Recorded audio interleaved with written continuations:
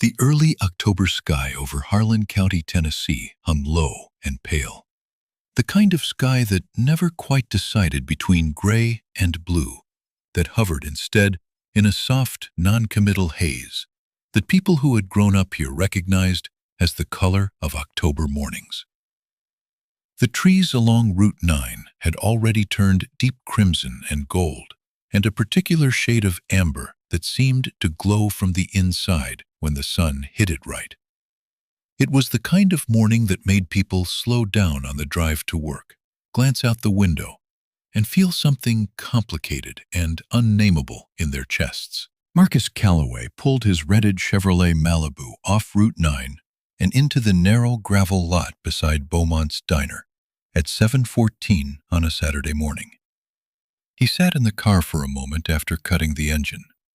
Through the windshield, he could see the hand-painted sign above the door, the same sign that had been there since 1971. The letters slightly faded now, the ampersand between Beaumont and Diner a little more weathered than the other letters. He could see the glow of the interior lights through the plate glass window, the shapes of people moving inside, the familiar silhouette of the counter stools lined up like soldiers. He had made this drive every year for the past 11 years, always in October, always on the second Saturday of the month. It was not something he had announced to anyone at the Bureau. His personal security detail did not know he was here. His deputy director did not know he was here. His scheduler knew only that he had cleared the weekend for personal matters. The director of the Federal Bureau of Investigation was sitting alone in a rented Chevrolet in a gravel parking lot in eastern Tennessee, wearing a pair of dark jeans, brown boots, and a faded blue flannel shirt with a small tear near the left pocket that he had never bothered to have repaired.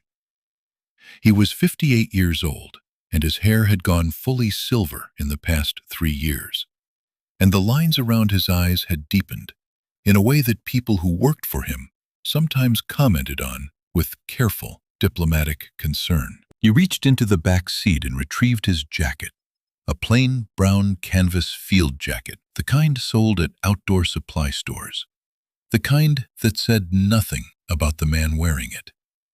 He put it on over the flannel. Underneath the jacket, in the interior left side pocket, was a slim leather credential holder, black with gold stitching, that contained his FBI badge and his credentials card.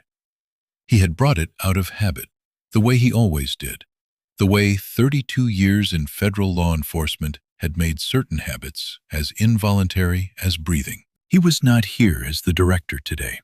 He had decided that on the drive from the airport. Today, he was Marcus. Just Marcus. The son of Evelyn Calloway, who had worked the morning shift at Beaumont's Diner for 29 years, who had brought home leftover pie in aluminum foil on Friday nights, who had smelled of coffee and bacon grease and gardenia perfume every evening when she came through the door, and who had died 11 years ago this week in the small bedroom of the house 3 miles from here that Marcus had grown up in, and later sold when there was no reason to keep it. He got out of the car. The gravel crunched under his boots.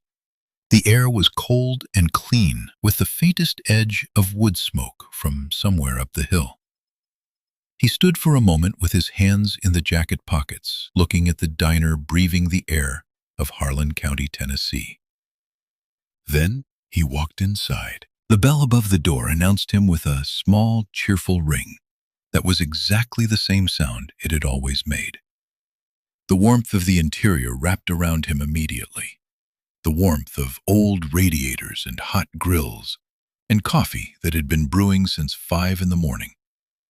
The smell was precisely the smell he had been carrying in his memory for 11 months. Bacon fat and fresh biscuits, and something sweet that might have been maple syrup, or might have been the cleaning solution they used on the counters.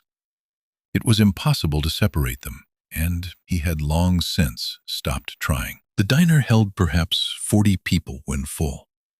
On this Saturday morning, it was about 2/3 occupied locals, mostly The kind of people who had nowhere particular to be at 7 in the morning, but chose to be here anyway, which Marcus had always thought was the highest form of Saturday morning wisdom.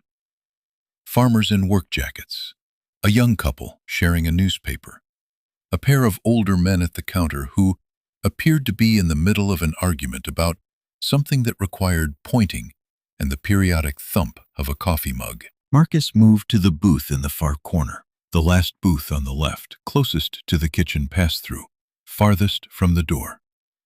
He had always chosen this booth when he came here, ever since he was a boy doing homework at this table while his mother worked her shift. It had the best angle on the room. It also had the best angle on the wall behind the register, where a collection of old photographs hung in mismatched frames. He slid into the booth and removed his jacket, hanging it on the hook at the end of the bench, and settled in. The booth's vinyl seat was the same deep red it had always been, cracked along the seam nearest the window, in a way that had been there for at least 20 years, and had apparently defied every attempt at repair. The Formica tabletop was clean and slightly sticky from the morning rush, and bore the faint circular ghost marks of 10,000 coffee mugs. The laminated menu that appeared at his elbow seconds later was the same menu he had been looking at since childhood, with small additions, handwritten on a paper insert tucked inside prices. Updated a few new items, but the same biscuits and gravy, the same 3-egg breakfast, the same stack of pancakes that his mother used to bring home when they were leftovers. He ordered without looking at the menu. 2 eggs over easy, bacon biscuit, orange juice, coffee, black. When the waitress, a young woman he did not recognize, maybe 25, with her hair pulled back and a small silver stud in her nose, left with his order, Marcus let himself do what he had come here to do. He turned his head and looked at the wall behind the register. The photographs were arranged in a loose cluster, maybe 30 of them in total. Staff photos and holiday photos and photos from the Harlan County Heritage Days parade. He knew the cluster by heart. He could have described every photograph in it from memory. But he always needed to look anyway to confirm it was still there, the photograph taken at the 1991 staff Christmas party, slightly overexposed, showing 8 people crowded together in front of a tinsel-draped counter. His mother was in the middle of the group, laughing at something outside the frame. She was wearing a red apron over a white blouse, and there was a paper Santa hat slightly askew on her head. She was 34 years old in that photograph, and she looked exactly the way Marcus remembered her most clearly. Not from the last years when she was sick and tired, but from the years of his childhood when she had seemed to him like the most capable and indestructible person in the world. He looked at the photograph for a long moment. It was a particular kind of complicated being here. Marcus was aware of this in the way that he had learned over decades to be aware of things without being controlled by them. He had spent 32 years becoming very good at the clinical observation of his own reactions, at the Bureau's insistence, and then at his own. Because a man who lost himself in his feelings in an interrogation room or a crisis situation was a man who made mistakes that cost people their lives. But here in this booth, with that photograph on the wall, the clinical distance was harder to maintain. He thought about the last time he had spoken to his mother while she was still herself, while the illness had not yet taken most of what made Evelyn Calloway who she was. It had been on a phone call, a Tuesday evening, and she had asked him about a case he could not talk about, and he had deflected the way he always deflected, and she had said, with the mild exasperation that was its own form of love, "Marcus Anthony Calloway, you have been keeping federal secrets from me since you were 26 years old, and I still have not decided how I feel about that." He had left. She had left. It was the last conversation he could point to and call easy. He thought about what she would have said if she could have seen where he ended up. The boy from this diner, from this county, from the house on Fletcher Road, with the leaky kitchen faucet and the front porch that tilted slightly toward the yard. She would have been proud, in the way that parents who have worked very hard are proud, with a kind of quiet fierceness without performance, with the understanding that the accomplishment meant something because of what it had cost. She also would have told him with no hesitation that he worked too much, that he did not sleep enough, that the silver in his hair was happening too fast, and she did not like the look of the lines around his eyes. She would have poured his coffee and sat across from him in this booth and asked him about nothing that appeared in any newspaper or briefing, and it would have been the best conversation he had had in months. He was aware in a way that sat beneath all the other thoughts like a stone at the bottom of clear water, that part of why he came here alone every year, without staff, without security, without the scaffold of the job, was because this was the one place where he could try to be the version of himself that she had known. The son, not the director. The man who had grown up here, who had eaten eggs at this table and watched his mother work, and understood in the way that children understand things they cannot yet articulate. That dignity was something you built in small daily acts, rather than something you were given. He had built it. He knew that. And still, sitting here, he was aware of how much of himself he had left behind in this county in the process of building it. He picked up his coffee when it arrived and let it warm his hands for a moment before he drank it. The diner went on around him, the clatter of plates, the low, overlapping currents of conversation, the hiss of something on the grill. Outside the window, a pickup truck rolled slowly through the parking lot. On the wall, his mother laughed at something outside the frame, the paper Santa hat, slightly askew. Marcus drank his coffee and waited for his eggs. Beaumont's diner existed in a kind of deliberate resistance to the passage of time that Marcus had always found quietly extraordinary. Not because nothing had changed, things had changed over the decades. The cash register had been replaced with a small tablet-based system sometime in the past few years. The coffee station behind the counter was newer, sleeker, with buttons where the old machine had had knobs.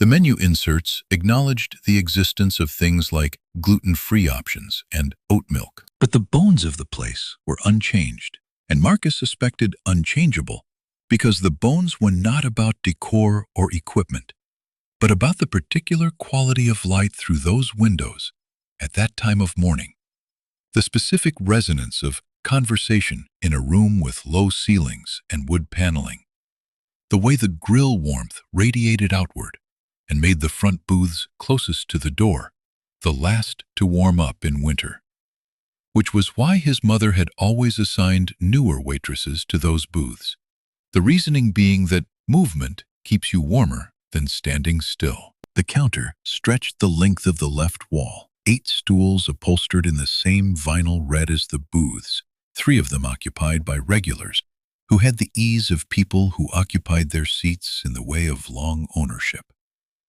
Behind the counter, the pass-through window to the kitchen offered glimpses of controlled chaos. A hand reaching for a plate, the flash of a spatula, the brief appearance of someone's forearm, followed immediately by a plated order sliding through. The short-order cook, Marcus could see through the window, was a heavy-set man of about 50, with a gray mustache, who worked with the focused efficiency of someone who had done the same job for so long that it had become purely physical.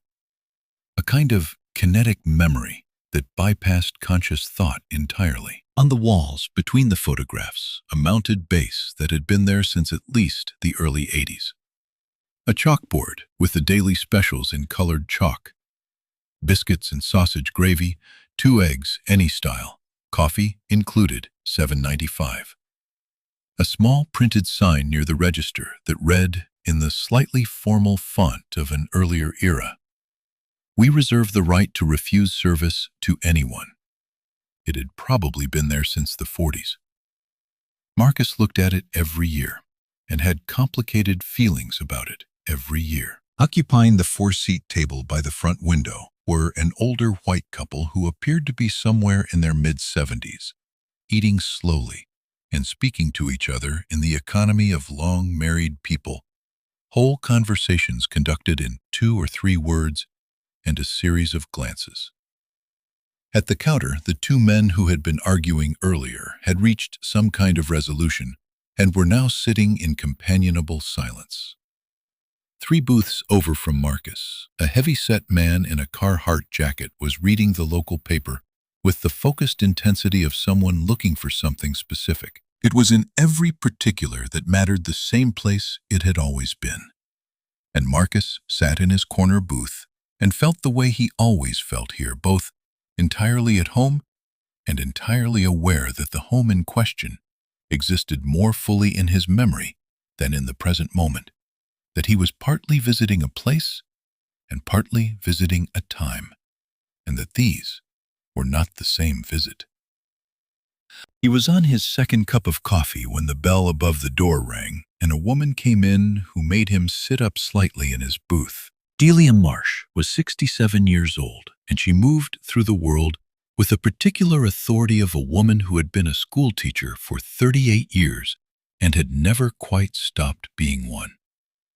She was tall, with close-cropped gray natural hair and reading glasses hanging from a beaded chain around her neck, and she was wearing a long burgundy cardigan over a printed blouse that his mother would have approved of. She paused just inside the door, the way she always had, scanning the room, taking attendance, a habit so deeply ingrained that it probably happened without her noticing. She noticed Marcus immediately. Delia Marsh had taught 6th grade at Harlan County Middle School for most of her career. She had also been Evelyn Calloway's closest friend for 22 years. And she had known Marcus since he was a boy sitting in that corner booth doing his homework. She crossed the diner toward him with the directness of someone who did not believe in pretending she had not seen you. "Marcus Calloway," she said, sitting in Evelyn's corner. "Morning, Miss Delia." He started to stand the way she had taught him to stand when a woman approached your table, and she waved him back down with the practiced efficiency of someone who accepted the courtesy and dismissed the need for it simultaneously. She slid into the booth across from him without being invited, which was also exactly what he had expected. Delia had been sliding into booths across from people and telling them things they needed to hear for 50 years, and she saw no reason to change her approach now. "You look tired," she said by way of greeting. "Good morning to you too. I am serious. You look like you have been running on bad coffee and paperwork for 6 months. More like 8, he said. But who is counting? She studied him with the directness of a woman who had seen too much to soften her assessments. You came alone again. I always come alone. I know. I think about that every year. Evelyn would have something to say about it. She flagged the waitress without looking up.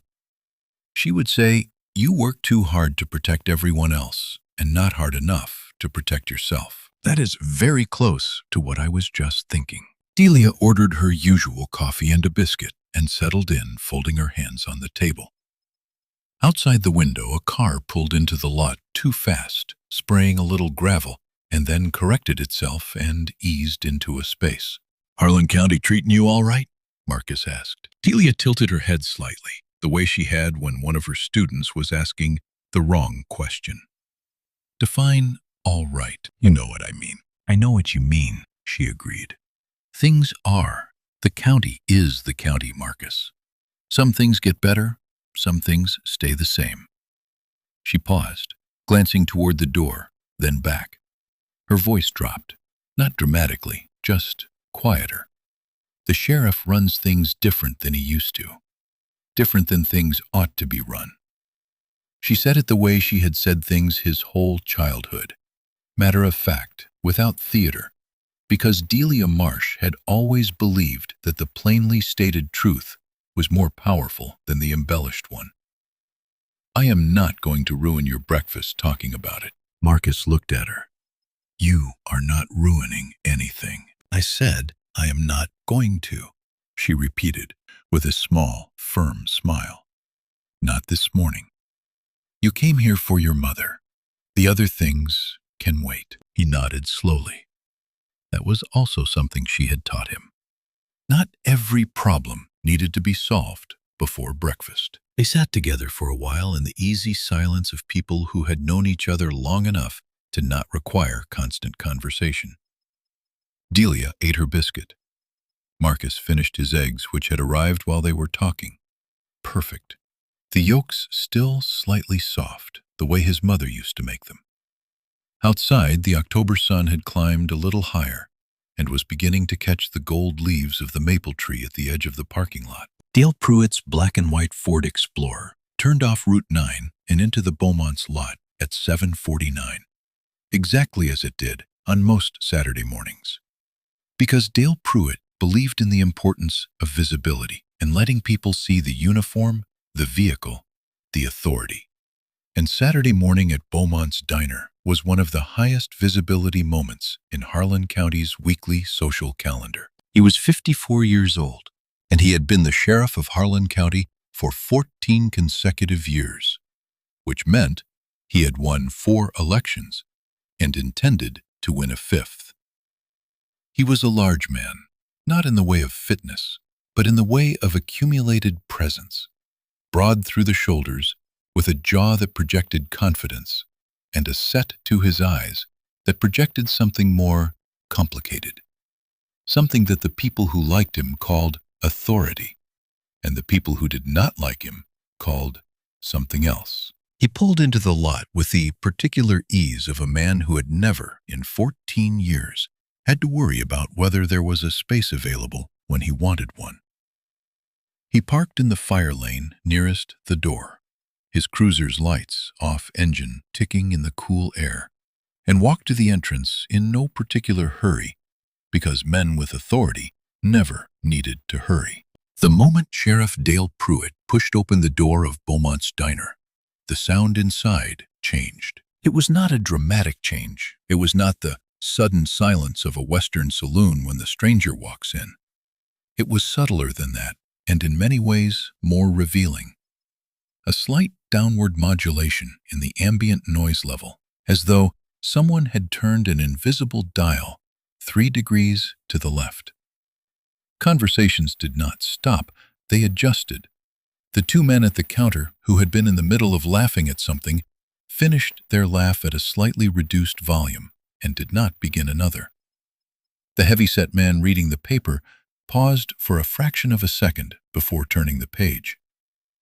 Tommy Vickers, the 22-year-old who worked the Saturday morning shift and was currently refilling the orange juice station behind the counter, straightened his spine in a way that he probably was not aware of doing. Tommy Vickers was slight and fair-haired, the nephew of one of Pruitt's deputies, which was a fact Tommy was aware of, and which had, over his 2 years working at Beaumont's, proven to be a social complication of a particularly specific kind.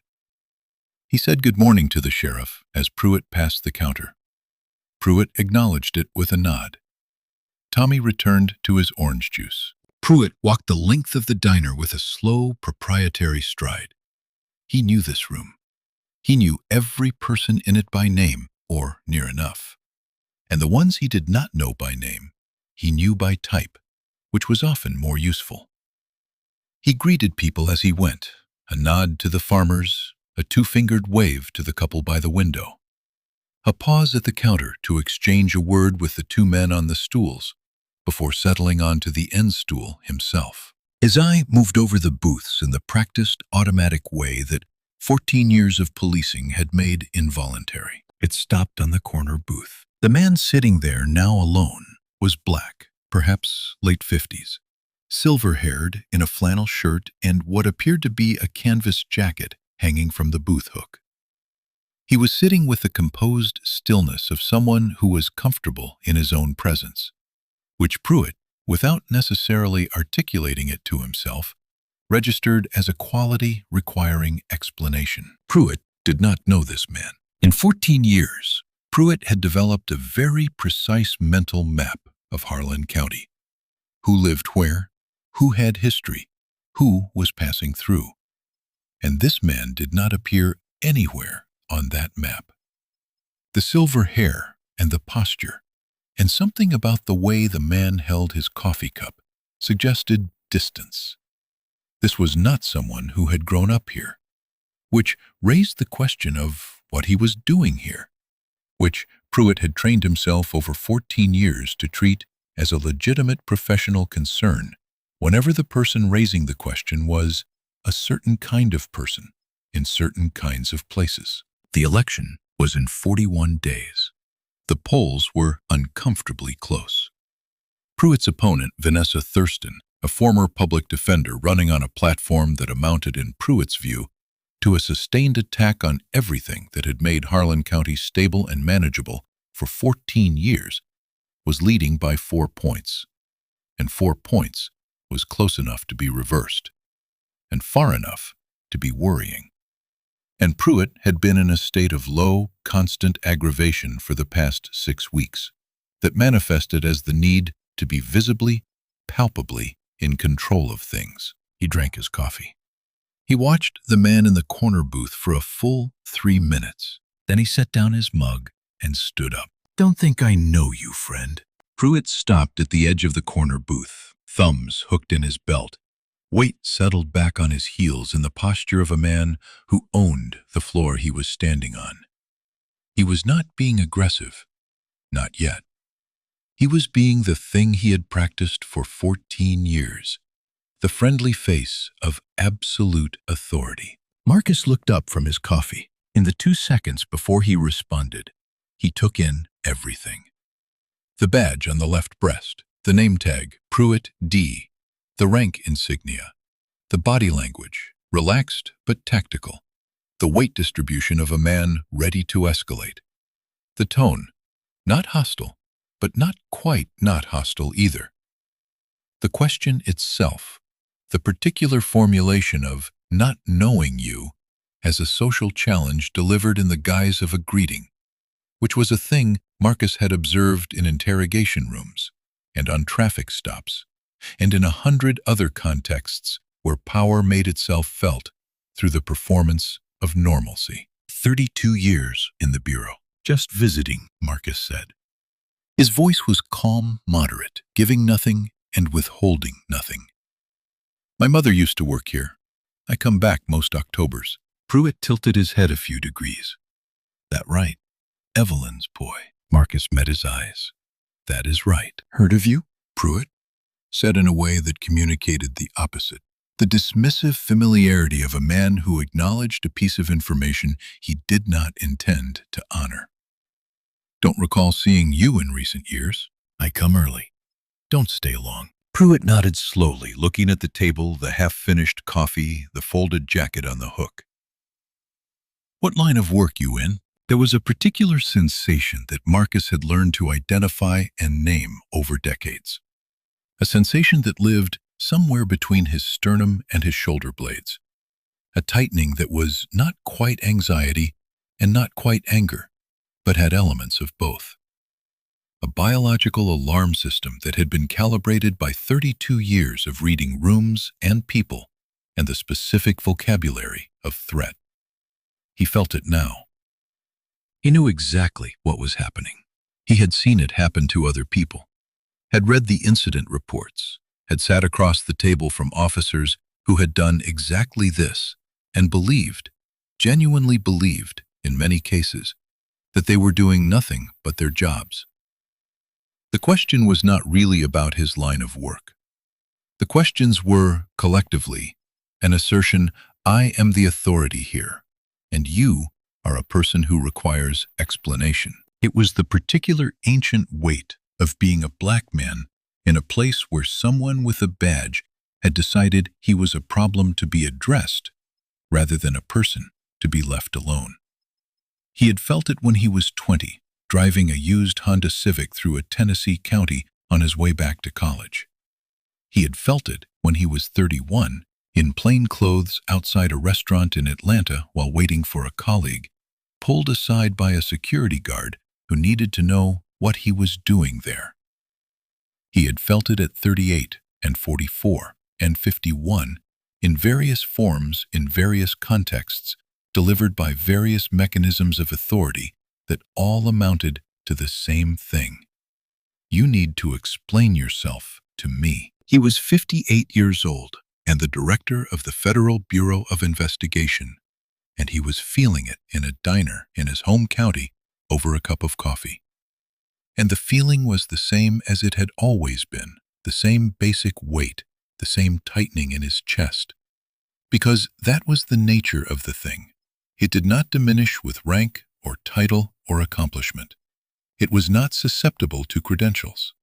It existed in the skin and the bones, and the particular way certain eyes landed on you and registered you as a question rather than a statement. Marcus set his coffee cup down with deliberate care. He thought about who he was in this moment. Not the director, not the federal official with the leather credential holder in his jacket pocket, but Marcus, the son of Evelyn Calloway, who had stood in front of tables like this one for 29 years and said, "Good morning," and smiled, and brought people their eggs and coffee with her dignity intact, because she had understood that dignity was not something you surrendered just because someone else wanted you to. He thought about the credential holder. He could reach for it right now. He could end this in 10 seconds. He chose not to. Not yet. Because there was a reason he had spent 32 years in this work, and the reason had to do with what you could learn when you let something play out, when you let people show you exactly who they were before you showed them exactly who you were. Government work, Marcus said. He kept his voice level, pleasant even. Federal. Pruitt's brow rose a fraction, the micro-expression of someone recalibrating. Federal. That covers a lot of ground. It does, Marcus agreed. A brief silence settled between them, just long enough to have weight. Going to need to ask you for some ID, Pruitt said. He said it the same way he had said everything else, with the easy confidence of a man who expected compliance because he had always received it. Routine. Marcus looked at him for a moment. The clock above the counter showed 7:53.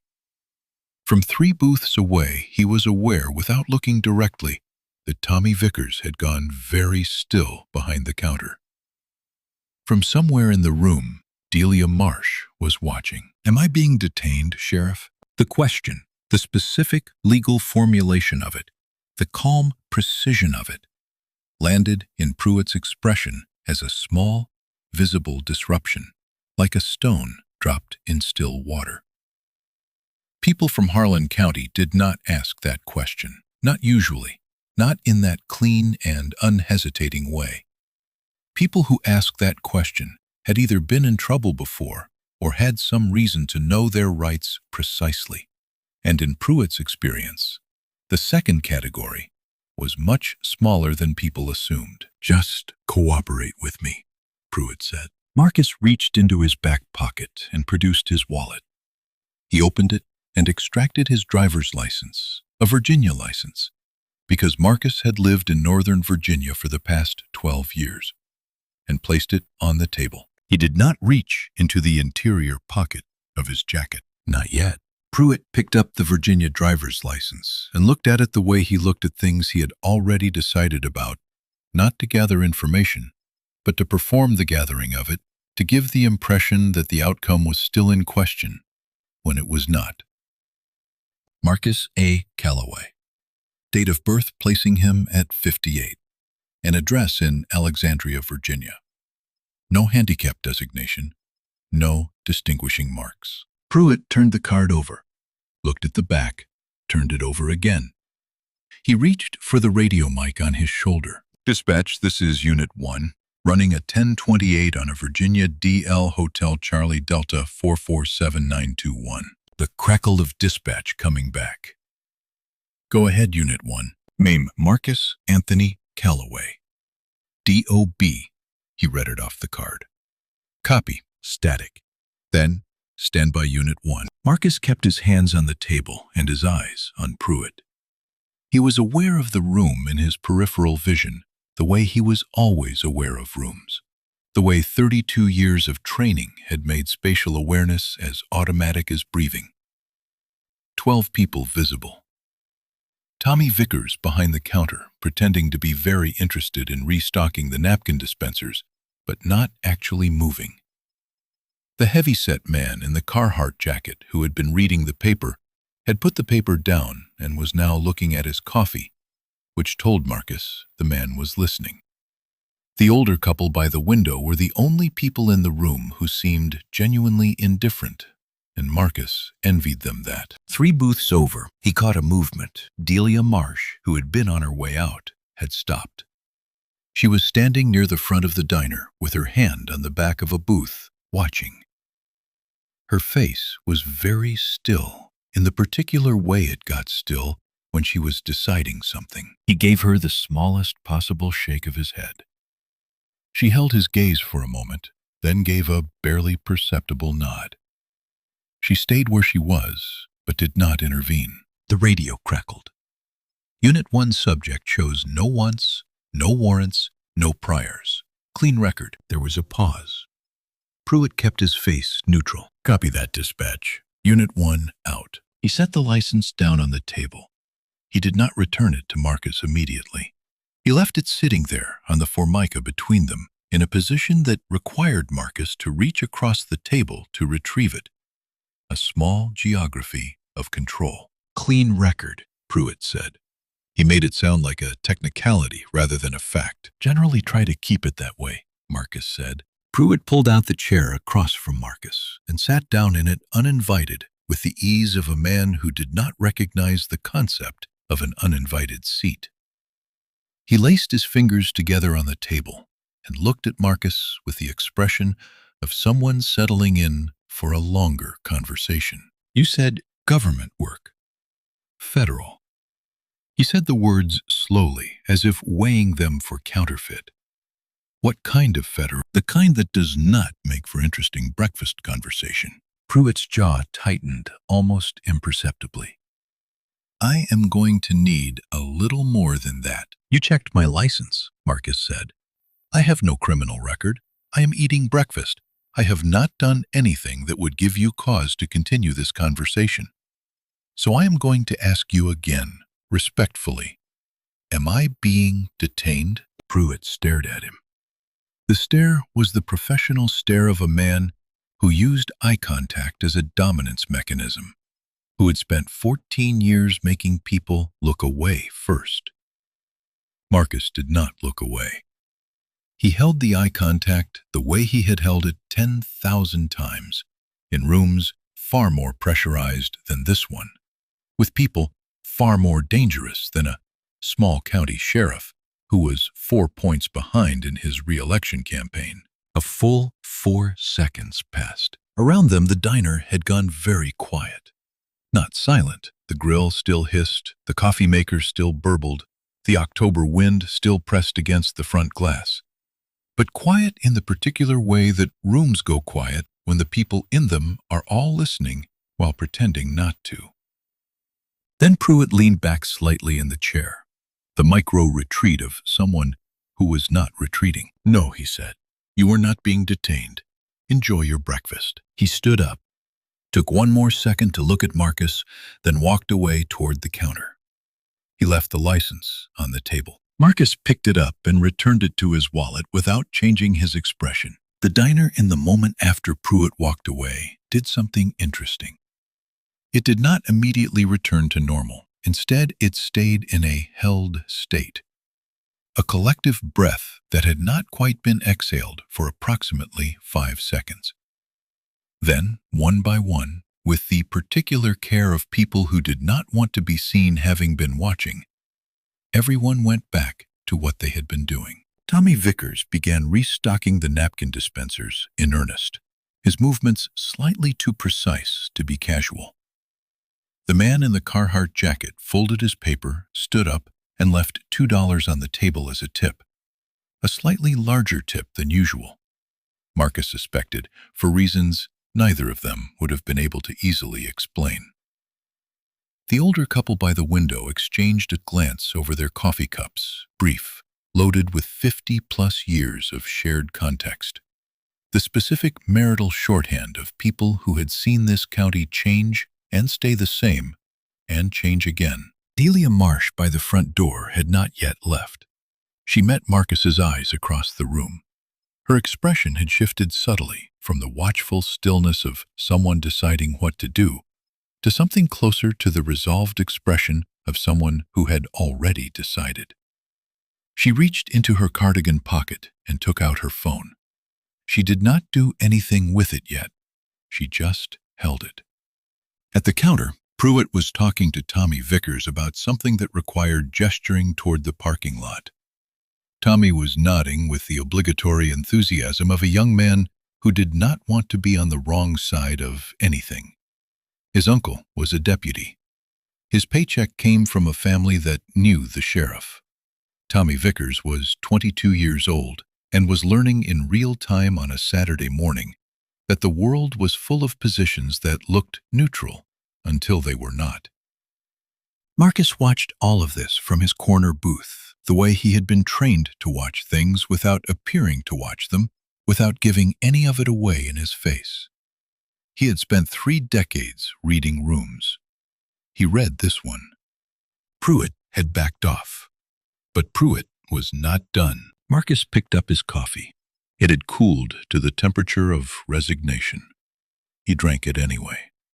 For 6 minutes, nothing happened. Marcus ate the remainder of his biscuit. He refilled his coffee from the small carafe the waitress had left on the table. He looked out the window at the October morning, at the gold and crimson of the trees on the hillside, above the parking lot, at the way the light came through the clouds at an angle that turned the gravel silver. He thought about his mother's photograph on the wall. He thought about the fact that this was the same county where he had grown up, the same road he had walked to school, the same mountain air that had filled his lungs every morning of his first 18 years. He had left and gone very far and built something significant and come back every October for 11 years.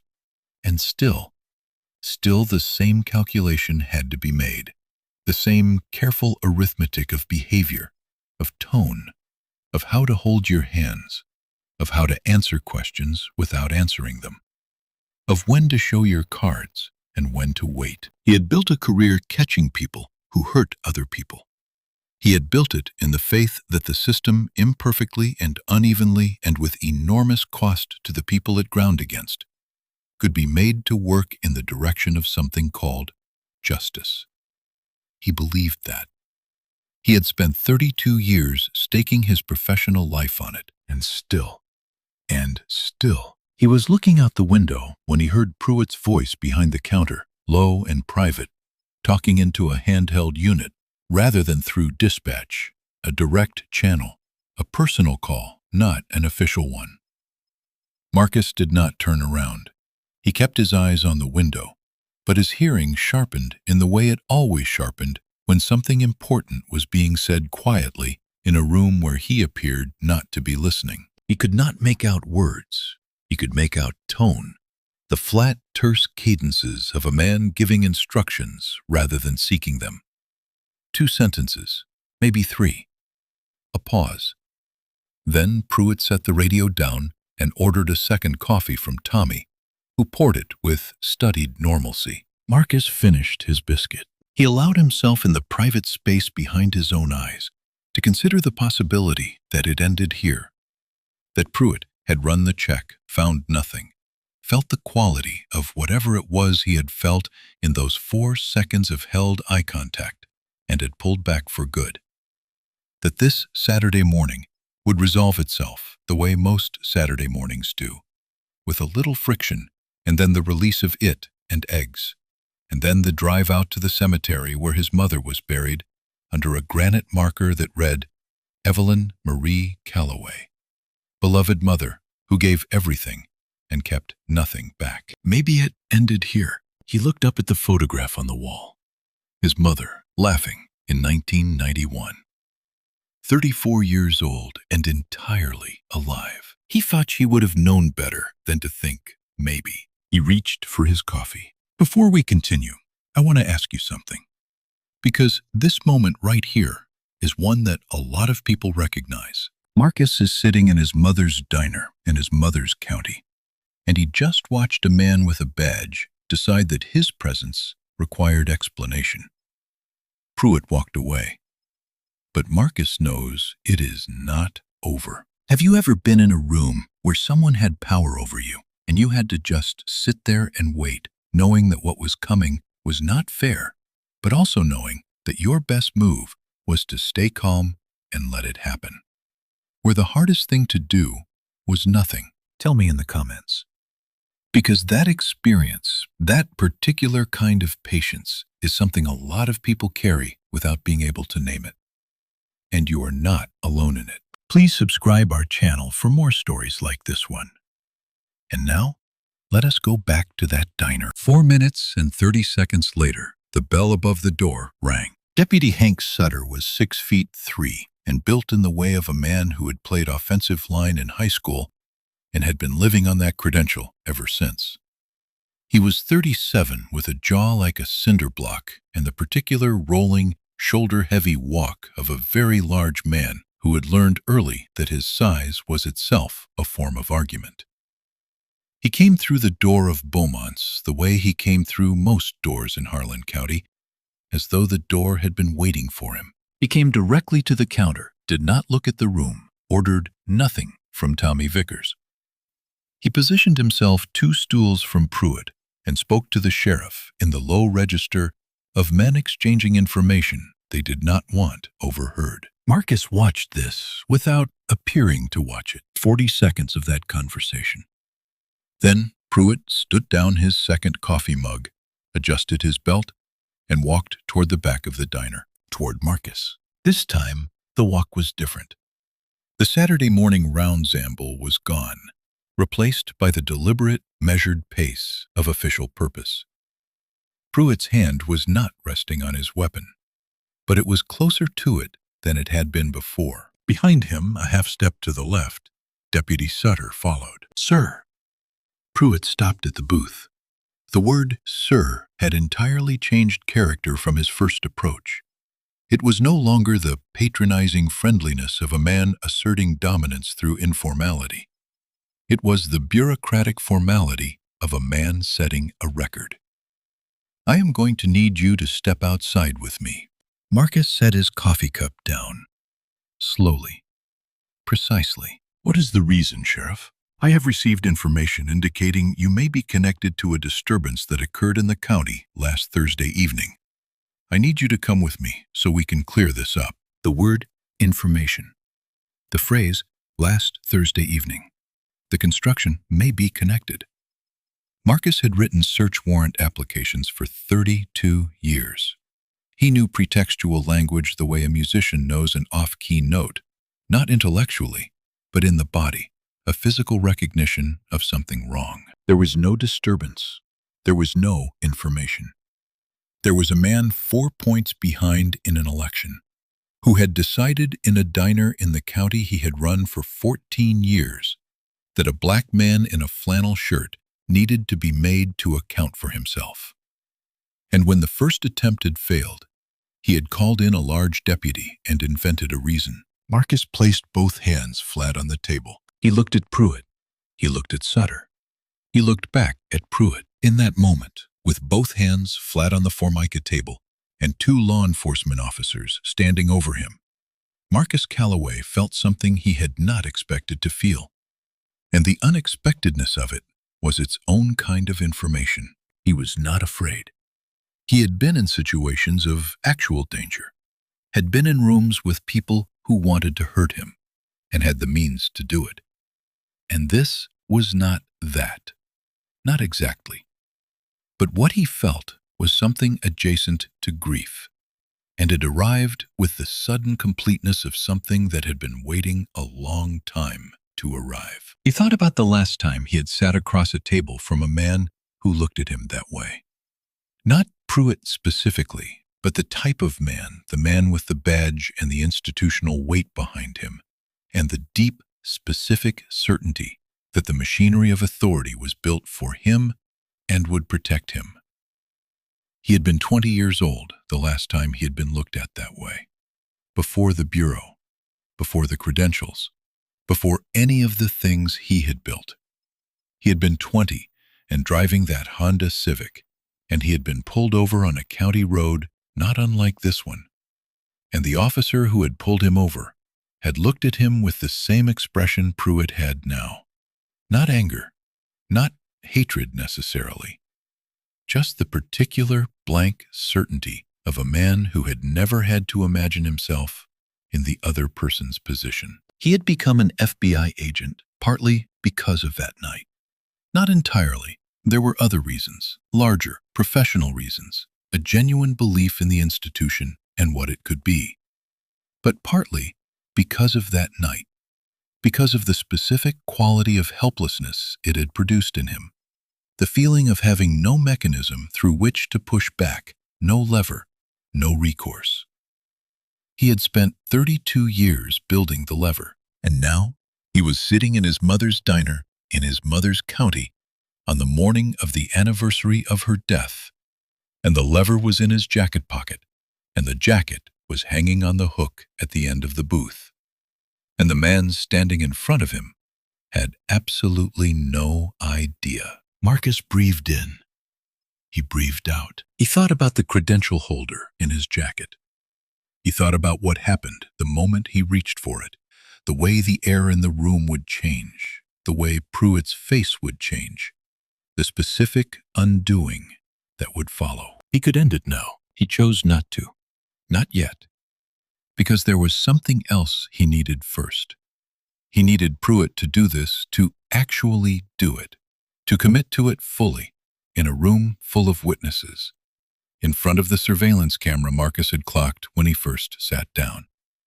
Positioned in the upper left corner of the room, behind the register, covering approximately 80% of the dining floor. 32 years. Evidence before reveal. Always. "All right, Sheriff," Marcus said.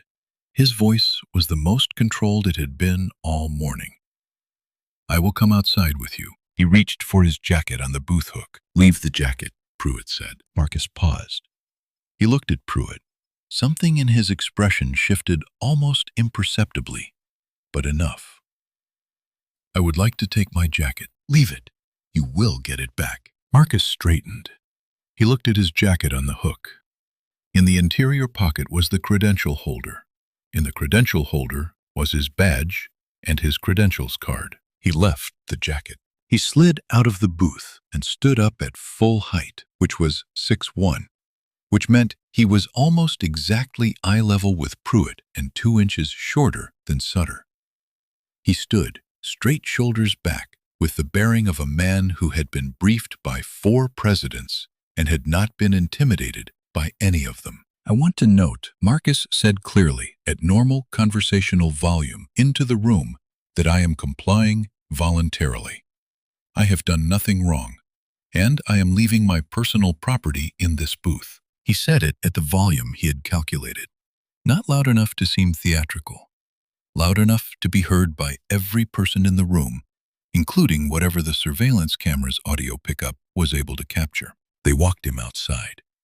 The October air hit him after the warmth of the diner, cold and clean with that wood smoke edge, the maple in the parking lot blazing gold in the morning light. Sutter moved to his right, slightly behind the positioning of a man who had been trained to limit options. Pruitt walked ahead to his cruiser, reached in through the driver's window, and came back with a set of handcuffs. Marcus looked at the handcuffs. "Turn around and put your hands behind your back," Pruitt said. "Sheriff." Marcus kept his voice very level. "I am cooperating fully.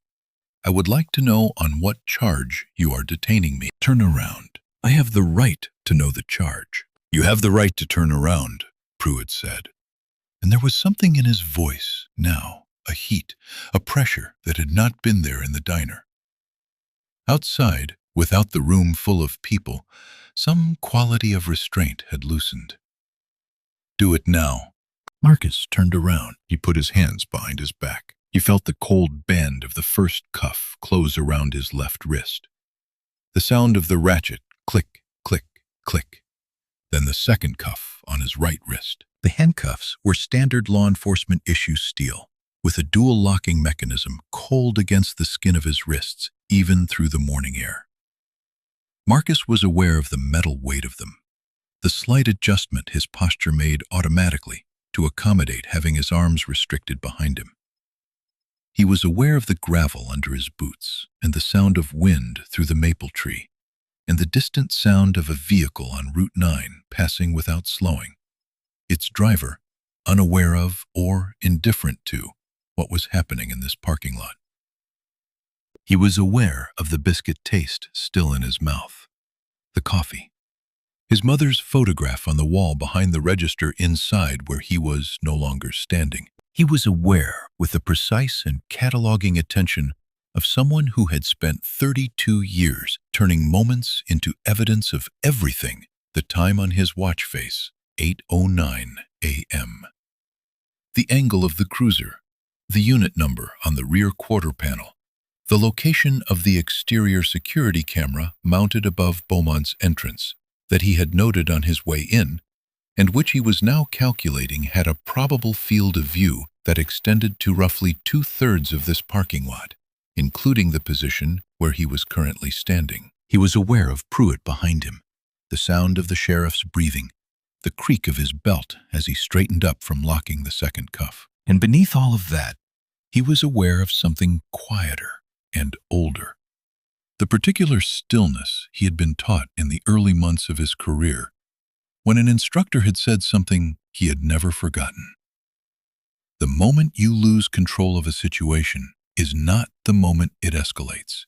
It is the moment before that, when you decide that escaping the situation matters more than understanding it. Understand it first. Always understand it first. He understood this situation. He stood in the parking lot of Beaumont's diner in the cold October morning in handcuffs, and he was entirely calm. In the interior pocket of his jacket, hanging on the hook at the end of the corner booth inside, waited a slim leather credential holder with black leather and gold stitching that would, within the hour, end the career of the man who had just locked those cuffs. Inside the diner at the edge of the plate glass window, Delia Marsh raised her phone. She pressed record. The Harlan County Sheriff's Station occupied a low brick building 3 blocks from Beaumont's diner on the corner of Crawford Street and Millhaven Road. A building that had been expanded twice since its original construction in 1962, and that bore in each edition the architectural priorities of its respective decade. The practical utility of the original structure, the dropped ceiling and fluorescent lighting, updates of the 1970s, and the security glass partitions and laminate countertops of the late 90s. It smelled of old coffee and institutional paper, and the specific ammonia-edged cleanser that Marcus associated with every government building he had ever worked in across 32 years of federal service, from the Chicago field office to the Hoover Building in Washington and everywhere in between. The smell of bureaucracy, the smell of consequence. They brought him in through the rear entrance, Sutter's handlight on Marcus's arm in the way of a man who wanted to look professional and was therefore restraining himself from the kind of grip he would have preferred. Pruitt walked ahead through the exterior door with the key already in his hand. The walk of a man who still believed, in this moment, that he was managing the situation. The rear door opened into a short hallway that led past a supply room door, propped open with a box of printer paper, and a break room with a mounted television showing a weather forecast on mute, and then into the main booking area. The booking area was larger than the building's exterior suggested. A broad, low-ceilinged room with 2 workstations facing the room. A fingerprinting station with a standard ink pad and electronic scanner. A holding bench bolted to the left wall with a tether ring, and beyond it, visible through a reinforced window with a wire mesh interior, 2 holding cells. One cell was empty. The other contained a man of about 30 in paint-stained jeans who was asleep on the concrete bench with his arm over his eyes and his mouth slightly open. Behind one of the workstations, a young woman in a deputy's uniform looked up from her computer screen as they came in. Deputy Sarah Okafor was 28 years old, 3 years out of the criminal justice program at East Tennessee State University, and 18 months into her first professional posting. She was slender and precise in her movements, with close-cropped natural hair, and the controlled expression of someone who had learned in 18 months that the workplace required a particular kind of discipline in one's face. The discipline of showing what was appropriate and not showing what was not. She had a small pennant from her university on the corner of her monitor, and a travel mug with a hairline crack along the lid that she had been meaning to replace since April. She looked at the man Pruitt and Sutter brought in. She looked at him for 1 full second, then 2, then nearly 3 longer than the situation required, longer than professionalism called for, in the way of someone who notices something that does not yet have a name. Something about the posture, something about the complete and total absence of anxiety in his bearing. Most people who came through the booking area carried anxiety with them the way they carried their wallets. It was just a thing they had on them, inseparable from the situation. This man carried none of it. He looked at the room the way someone looked at a room they were assessing, rather than a room they were afraid of. She noted this. She did not name it yet. She returned to her screen. "Get him processed," Pruitt said to Sutter, not breaking stride toward his office at the back of the room. "Standard booking. I need to make some calls." Deputy Sutter moved Marcus to the booking station with the efficient choreography of a man who had done this many times and had long since stopped thinking about the individual human being at the center of the procedure. The steps were the steps. Uncuff the right hand for fingerprinting, take the prints electronically, cuff back, take the photograph, complete the intake inventory form. Marcus cooperated with every step without being asked twice. He placed his fingers on the scanner pad when directed. He looked at the camera when directed. He listed his address and phone number and date of birth when directed. And the information he provided was accurate in every detail, because Marcus had been taught 32 years ago by an instructor who had been doing this work for 30 years before him, that you never gave false information, that your credibility was a thing you built and protected across every interaction, and could only ever be spent once. When Sutter told him to empty his pockets into the evidence tray, Marcus emptied his pockets into the evidence tray. His wallet, plain brown leather thin, containing his Virginia driver's license, 2 credit cards, $60 in cash, and a small photograph he kept there always of his mother at a picnic table in 1988, squinting into the sun and laughing. His phone, his watch, a stainless steel automatic purchased 15 years ago for its reliability rather than its appearance, scratched on the bezel in a way he had never bothered to have polished out. And then Sutter patted down the canvas jacket they had brought from the diner booth. Marcus had not been allowed to put it on, so Sutter carried it and found in the interior left breast pocket a slim black leather credential holder. Sutter's hands stopped moving, not dramatically, not for long perhaps, 2 seconds, perhaps 3, but they stopped. And in those 2 or 3 seconds, something traveled across Hank Sutter's face that was not quite recognition and not quite confusion, but lived somewhere between them.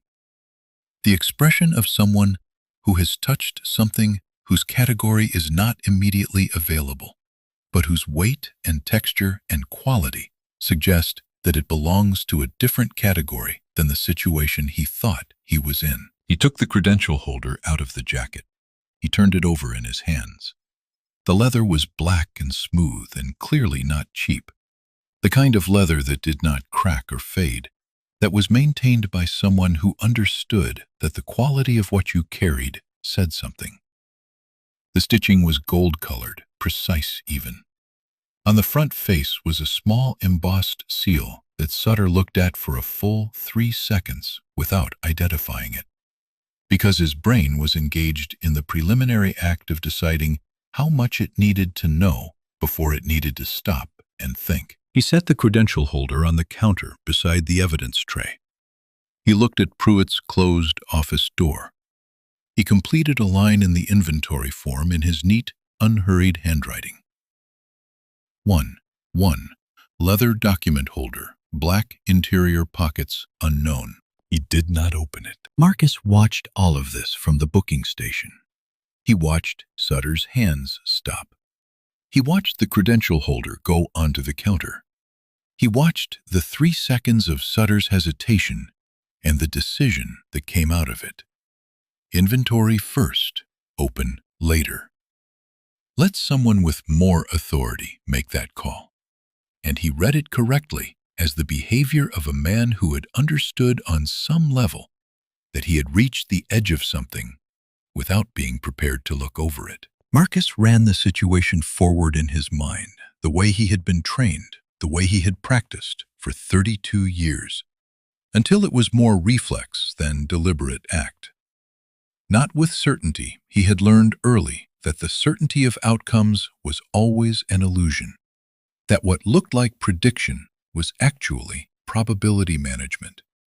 But with the precision that came from having watched enough situations unfold to have a reliable model of their dynamics. Sutter would not open it.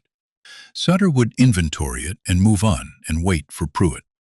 Pruitt would come out of his office at some point after the calls, after the coffee, after whatever calculation he was running about how to handle the man he had just arrested in a diner for the crime of existing in his county, without explaining himself adequately.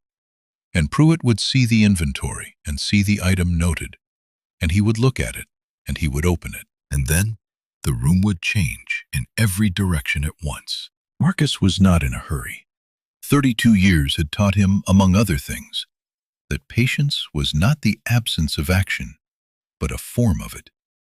That there were situations where the most powerful thing you could do was continue to be exactly what you were, and let the situation catch up to that fact at whatever speed it needed to reach it. He had one request he intended to make. "I would like to make a phone call," Marcus said. Sutter looked at him with the flat expression of a man who was currently managing 12 administrative tasks in his head, and this was the 13th.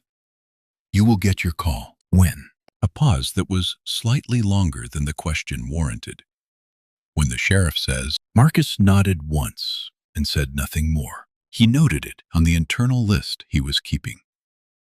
The wrongful detention without stated cause in a public place in front of multiple witnesses, count 1. The denial of information about the charges he was being held on despite 2 requests, count 2. The denial of access to a phone call, count 3. He was keeping a very thorough list. He had always been good at keeping lists. They moved him into the empty cell. The door closed with a particular resonance of reinforced steel meeting a steel frame. Not a slam, not a bang, but a solid, dense, definitive sound that did not require embellishment to communicate what it communicated.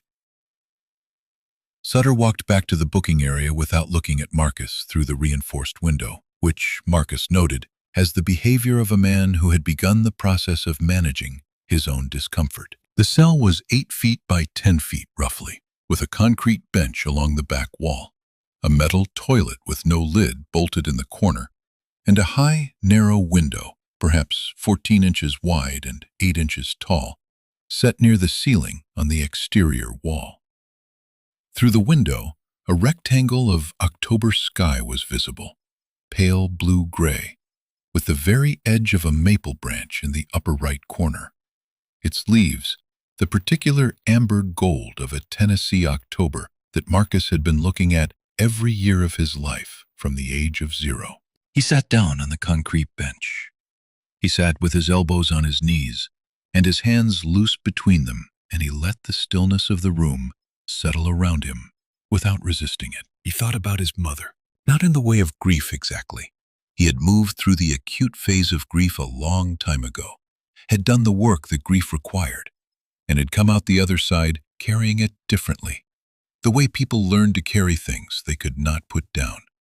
He thought about her the way he thought about her here in this county every October, with the particular texture of full presence of someone who was gone but not absent, whose way of understanding the world had become so integrated with his own that the boundary between her perspective and his was not always easy to locate. He thought about what she would have seen if she could have seen this morning. She would have seen her son arrested in the diner where she had worked for 29 years on the morning of the anniversary of her death, by a man exercising the specific, casual arrogance of local authority over someone who did not, on this particular morning, look like someone who needed to be treated with the particular respect that local authority occasionally chose to extend.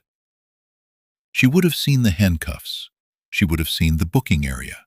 She would have seen this cell. And she would have seen, because she had always seen this more clearly than almost anyone Marcus had ever known, what it meant. Not the individual incident, not the specific wrong committed by this specific sheriff on this specific Saturday morning, but the shape of it, the geometry, the angle at which it repeated itself across decades and geographies and generations. The same essential encounter, dressed in different clothes, generated by the same fundamental refusal to extend to certain people the basic dignity of being presumed innocent until someone with a badge decided otherwise. She would have seen all of that.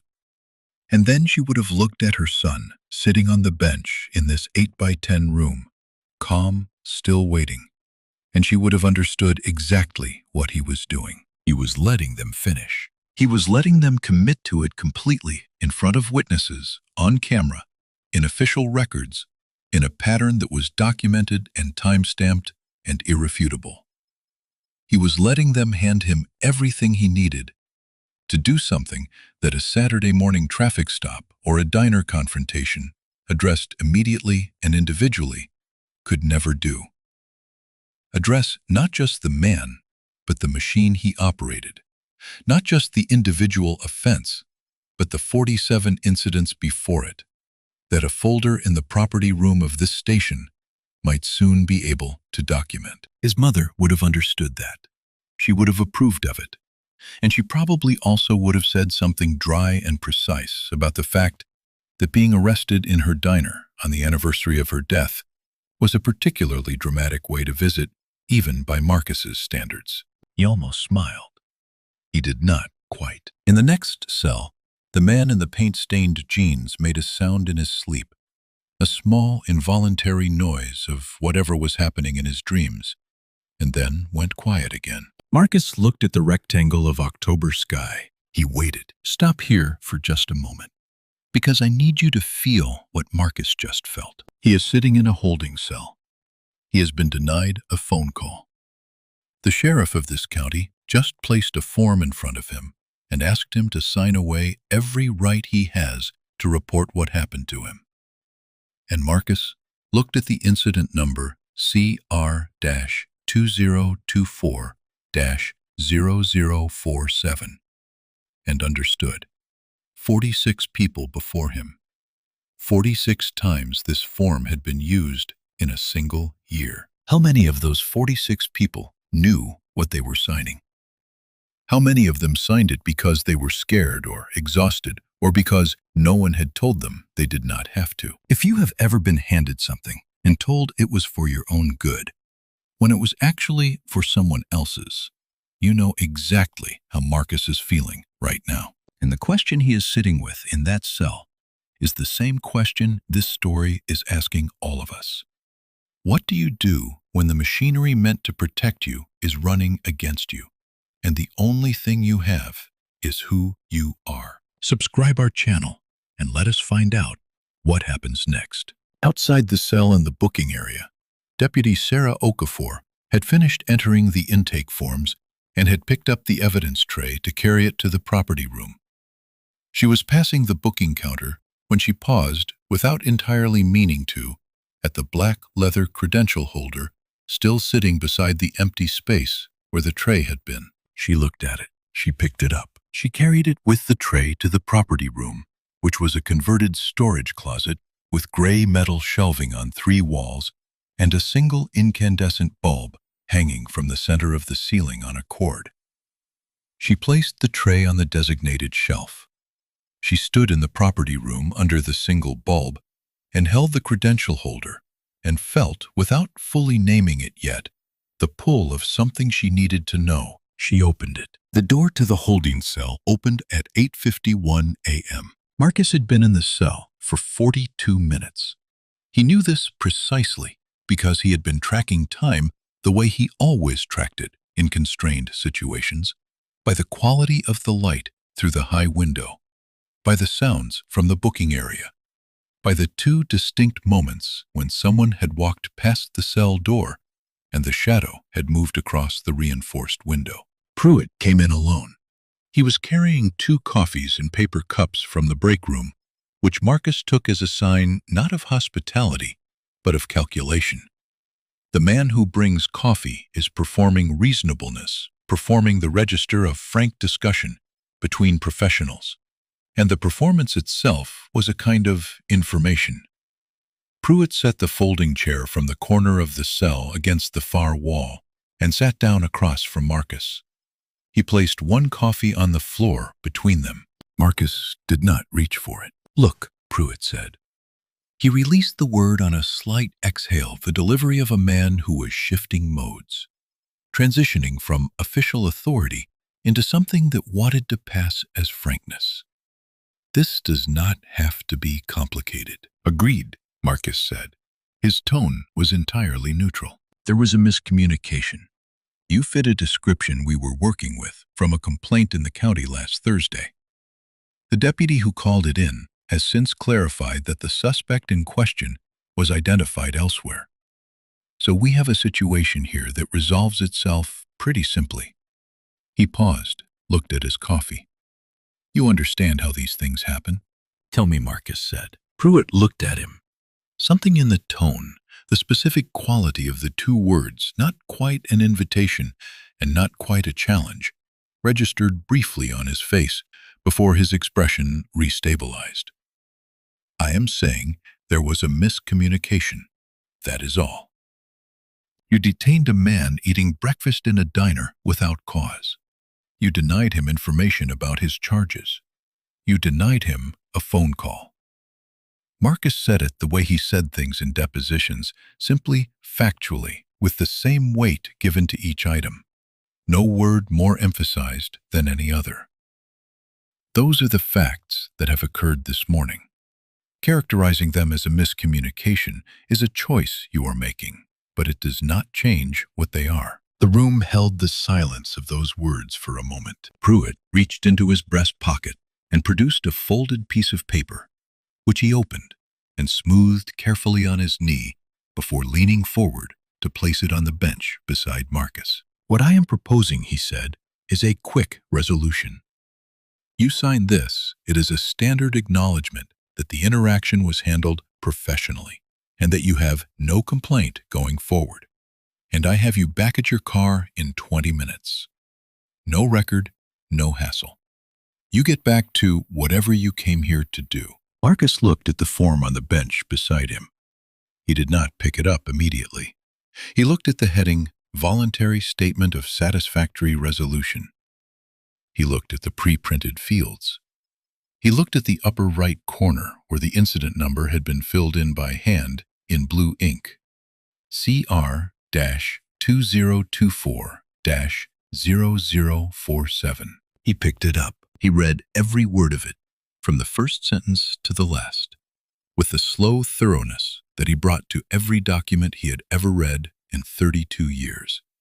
Because he had been taught that documents contained 2 kinds of meaning: the meaning on the surface and the meaning underneath it, the meaning of what was said and the meaning of what was not said, and that the second was almost always more important than the first. When he finished reading, he looked at the incident number again, CR-2024-0047.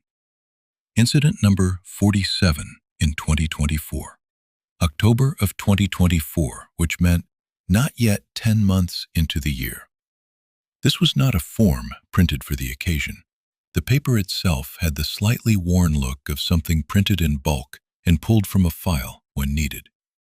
The pre-printed structure of it, the form field layout, the standard language, the careful grammar of official absolution, spoke of a document that had been drafted by someone who understood exactly what it was for and had invested in making it look like less than that. 47. He thought about those 47 people.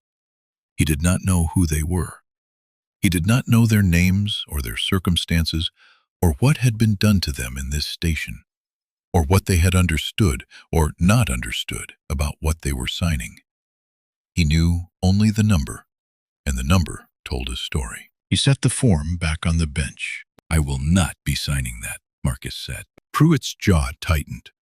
The micro-expression was there and gone in less than a second, replaced by the practiced stoic of a man who had learned to keep his face as a professional tool. "That is your choice." "It is. I am trying to help you here." Marcus looked at him for a long, quiet moment. "No," he said.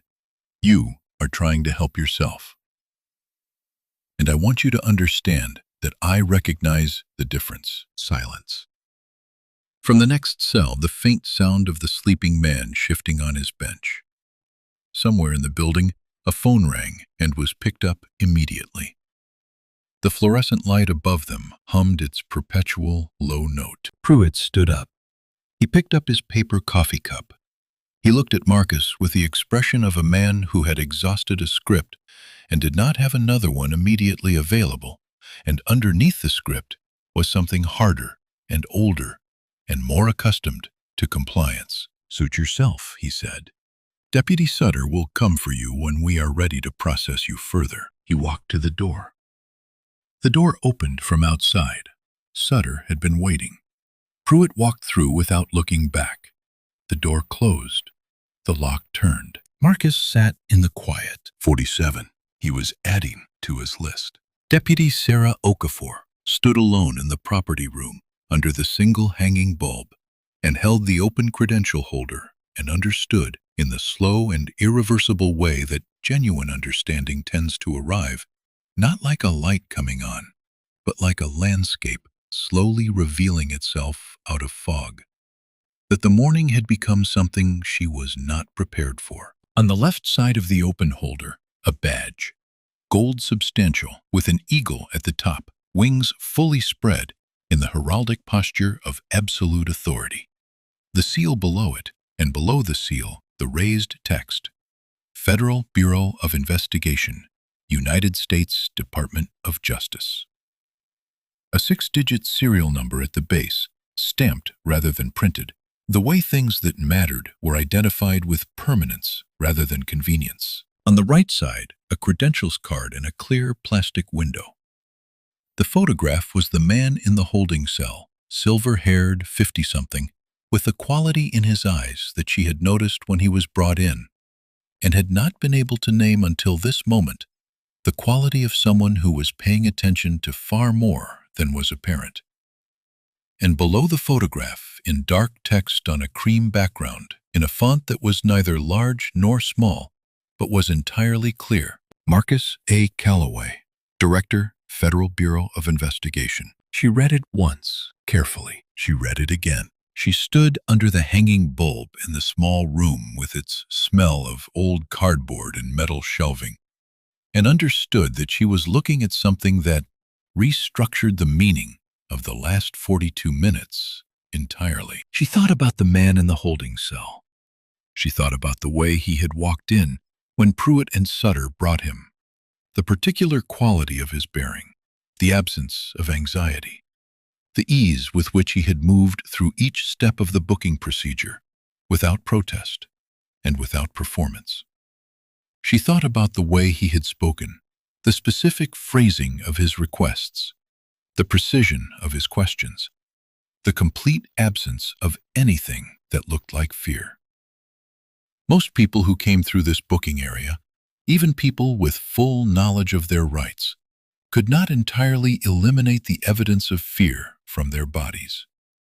Fear was a biological process, and the booking area was a space that triggered it. This man had shown nothing of the kind. She thought about, am I being detained, Sheriff Said, in the diner before she was there to hear it? But she had heard it described in Sutter's relay to dispatch, and the clean, legal formulation of it had registered at the time as unusual. She thought about, I want to note that I am complying voluntarily. She thought about, I would like to make a phone call. The questions and statements of a man who knew his rights with the precision of someone who had spent decades enforcing them for other people, who had been waiting with complete calm for the situation to reach the point at which what he was would be visible, who had, she now understood, been collecting something while he waited. She thought about what it meant that the director of the Federal Bureau of Investigation was in the holding cell of the Harlan County Sheriff's Station on a Saturday morning and had spent 42 minutes not announcing himself. He had been letting them do it. He had been letting them commit to it. All of it, the pretextual detention, the booking, the denial of the phone call, the waiver form. He had been letting it all happen in sequence in front of however many witnesses on whatever recordings existed, so that when the moment came, there was a complete record. He had been building a case, in real time, in a holding cell, with nothing but his own memory and the institutional machinery that Pruitt had obligingly operated against him. Sarah Okafor stood in the property room and understood in the cold clarity of that understanding that her choice was not about what was right and what was wrong in the abstract. She had known that for 18 months, quietly, in the way you knew things you were not yet ready to act on. The choice before her now was simpler and more specific. She could be part of the record that the man in the cell was building, or she could be part of the cover he was dismantling. She closed the credential holder. She put it in her uniform pocket. She walked out of the property room, across the booking area. Tommy Vickers had no presence here, only the fluorescent lights and the hum of equipment, and the distant sound of Pruitt's voice behind his closed door. And she knocked on that door. "Come in," Pruitt said. She opened it. He was on the phone, a handset rather than his cell, which meant an official line. He looked at her with the expression of a man who expected a brief interruption to a more important conversation. She looked back at him with an expression she did not have words for, but that she would later describe to herself as the expression of someone crossing a threshold they had been approaching for a long time. "Sheriff," she said. Her voice was steady. She had not known it would be steady until it was. "I need you to look at something from the property inventory." She held up the credential holder. Pruitt said something into the phone, a short word, and put the handset on his desk without hanging up. He looked at the credential holder. He reached out his hand. She placed it in his palm. He opened it. 5 seconds passed. The only sound was the distant hum of the fluorescent lights and the open phone line on his desk, and very faintly from somewhere in the building, the sound of a door opening and closing. Dale Pruitt sat in his office chair and looked at the badge of the director of the Federal Bureau of Investigation and said nothing at all. His face went through several things in quick succession. Disbelief, comprehension, something that might have been the physical sensation of the ground moving, and then arrived at a stillness that was entirely different from his usual stillness. A stillness that had nothing in it of confidence. He looked up at Sarah Okafor. She met his eyes without flinching. "He is in cell 2, she said. The door to holding cell 2 opened at 9:16 a.m. Marcus had been tracking the sounds with a precision he brought to all confined spaces. The footsteps approaching in the hallway, these different from Sutter's, in pace and weight. Lighter and quicker, with the rhythm of someone moving towards something, rather than just moving. The low exchange of voices in the booking area, too far to resolve into words, but with a cadence that carried urgency. The particular tonal compression of two people in a small room, discovering something together. The interval of near silence that followed, which had its own quality. Not the silence of nothing happening, but the silence of something being decided. Then the footsteps again, heavier now, with a second pair underneath them. Pruitt's Marcus recognized. And one more. Pruitt stood in the doorway of the holding cell. He looked different. That was the first and most fundamental observation, the one that preceded all the others and organized them. He looked different. The physical architecture of his authority, the set of his shoulders, the angle of his jaw, the particular settled quality in his face that was the accumulation of 14 years of uncontested power, had undergone a rearrangement that Marcus had seen before in other rooms, in other circumstances. He had seen it in interrogation rooms when a suspect reached the moment of understanding that the exits were closed. He had seen it in courtrooms when a verdict came back. He had seen it in briefings when the intelligence arrived that changed everything that was planned for the next 6 months. He had seen it in 14 years of faces. He recognized it instantly. Behind Pruitt, visible in the booking area through the reinforced window, Deputy Sarah Okafor was standing at her workstation. She was not doing anything. She was standing very still, with her hands at her sides, and the quality of her stillness was different from the compliance stillness she had shown when Pruitt had given his previous orders. This was the stillness of someone who had made a decision and was inhabiting its immediate aftermath, feeling the ground under it to see if it would hold. Pruitt stepped into the cell. In his left hand was the credential holder. He placed it on the concrete bench beside Marcus with a care that was, in itself, a form of communication, the careful placement of something he had decided within the past 3 minutes was not his to handle carelessly. He stood in the center of the cell with his hands at his sides, not on his belt, not near anything, just at his sides, which, in a man who had spent 22 years in law enforcement, was its own form of statement. He had the look of a man who had rehearsed something on the walk from his office to this cell, and had abandoned it on arrival because reality had outpaced the rehearsal, Sir Pruitt said. There was a situation here that I think has—" He stopped. He was looking at the floor. He looked up. "There may have been a—" "Hand me my credentials," Sheriff Marcus said. His voice had not changed. It was exactly the same voice it had been all morning. The same register, the same pace, the same absence of anything elevated in it. No anger in it, which would have been understandable. No satisfaction in it, which would have been human. Just the voice of a man who was precisely where he intended to be, and was now attending to the next thing that needed doing. Pruitt held out the credential holder. Marcus took it. He opened it 1 second, the briefest confirmation that what was inside was what should be inside, closed it, and placed it in the interior pocket of his canvas jacket, which was also on the bench, apparently retrieved from the property room and left there by someone who understood the situation had changed and was managing it accordingly. He put on the jacket. He stood up from the bench. He was 6 feet 1 inch tall, and he stood with the full height of that, with the posture of a man who had stood in a great many rooms and understood that posture was not about aggression, but about the simple communication of presence, of being entirely and specifically where you were and not somewhere else. He looked at Dale Pruitt at close range. 5 seconds passed in which neither man spoke. In the next cell, the man in the paint-stained jeans was still asleep, entirely unaware. From the booking area came the faint sound of someone moving quietly at a workstation. "I want every person employed in this building present in the booking area," Marcus said. Right now, the booking area of the Harlan County Sheriff's Station held 7 people when Marcus came through the hallway from the cells. Deputy Hank Sutter, who had come in from the exterior when Pruitt appeared at the back door, with a particular expression that told people something was very wrong, without saying what.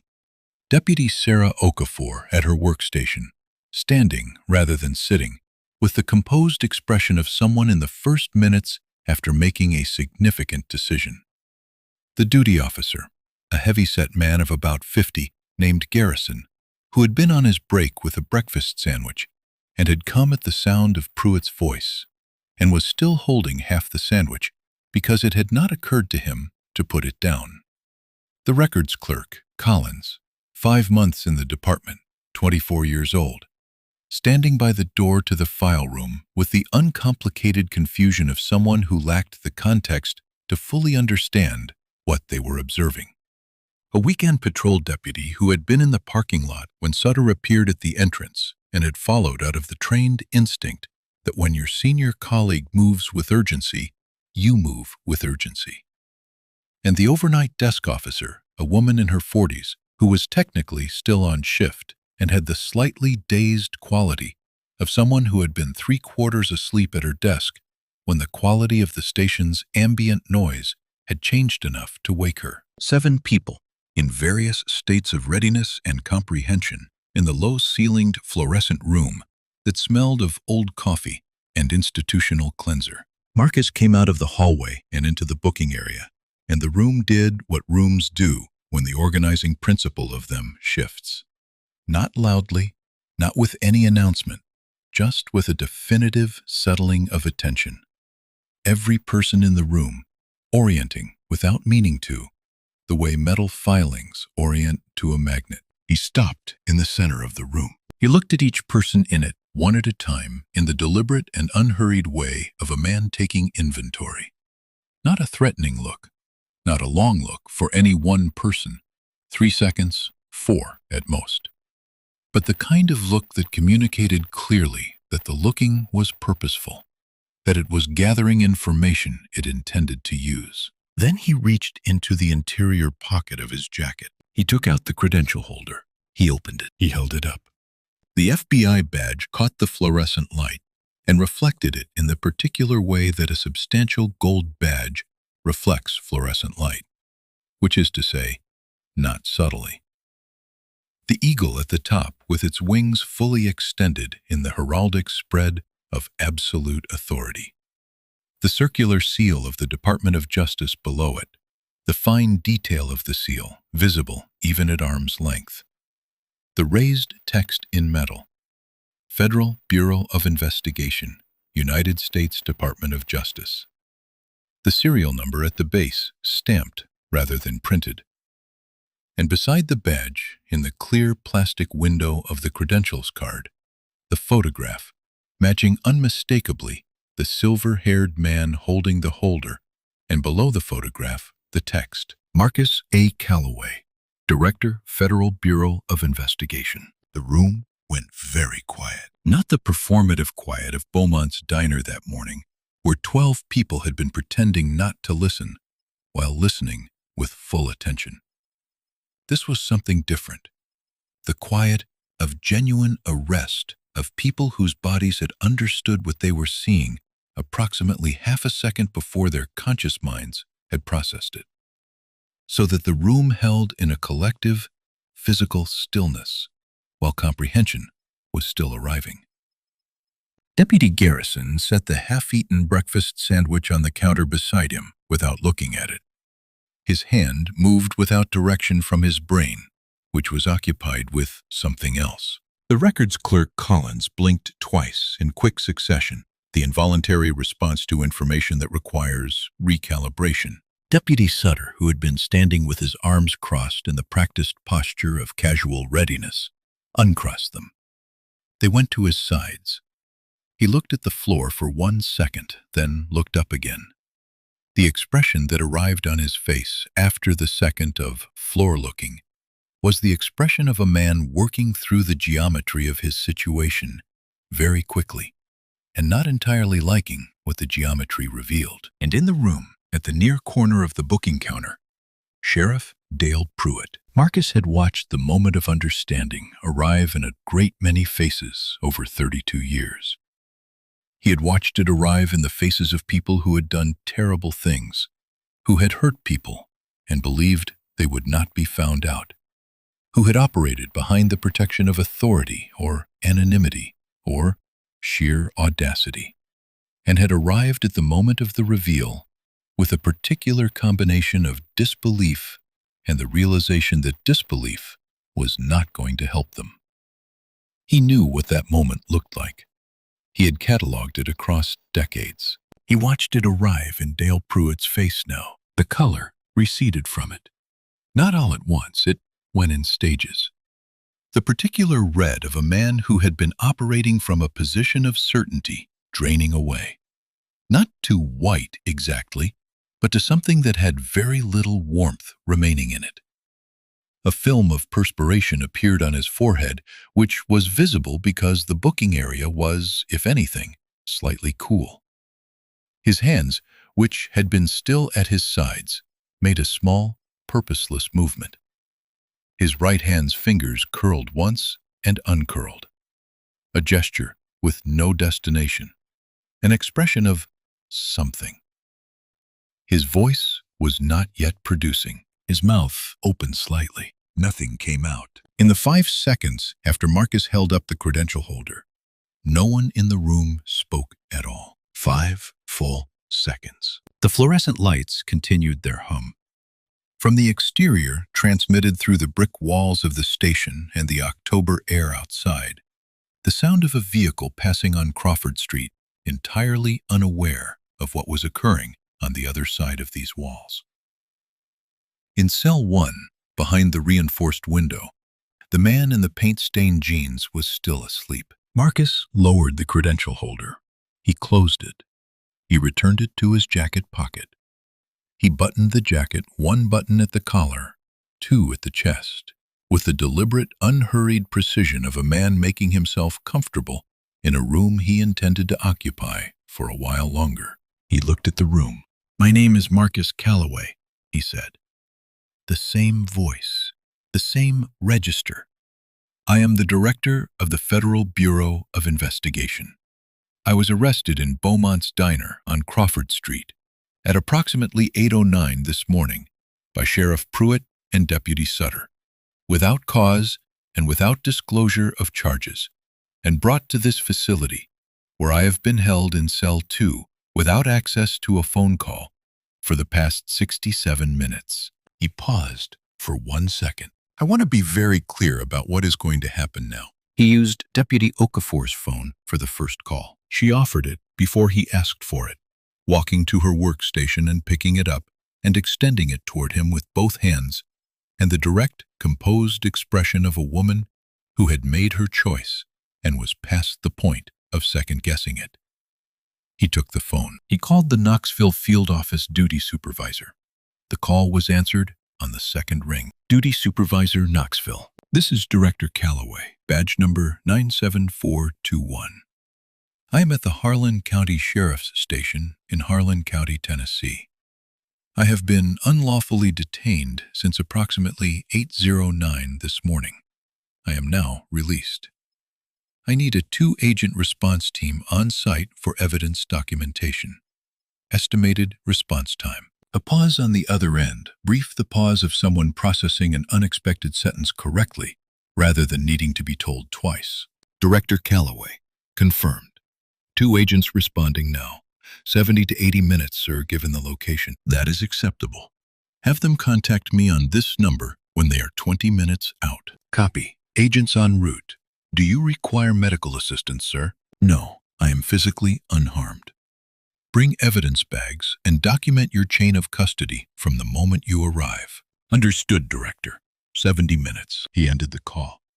He handed the phone back to Sarah Okafor. He walked into Pruitt's office and used the desk phone for the second call. He stood at Pruitt's desk, not in Pruitt's chair, simply standing at the desk, the way he stood at desks that were not his own. And he dialed the Department of Justice Inspector General's weekend duty line. He was on the phone for 9 minutes. He stated the incident sequentially, factually, without embellishment. The time, the location, the nature of the encounter, the charges, stated and not stated.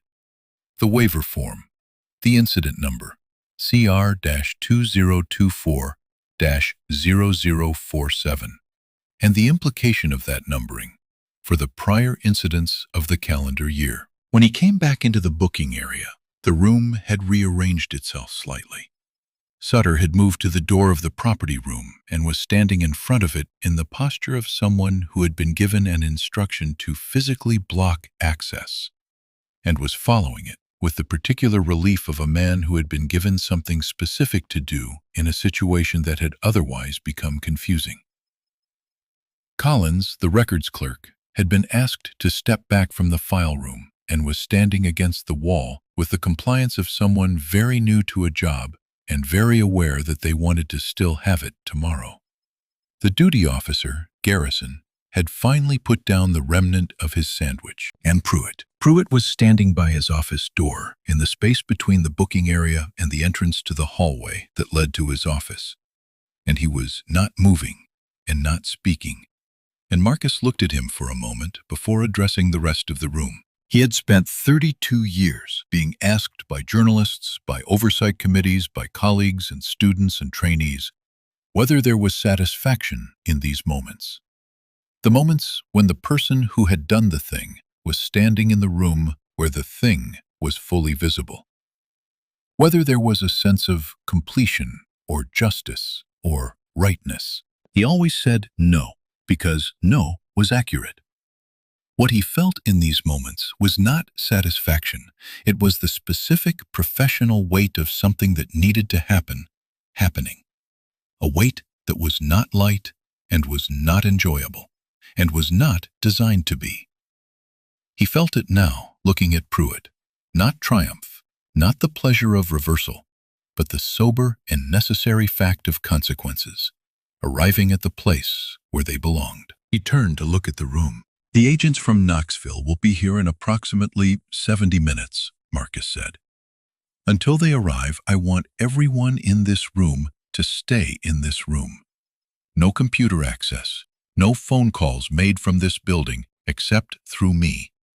Nothing leaves the property. Deputy Sutter, you are responsible for the property room.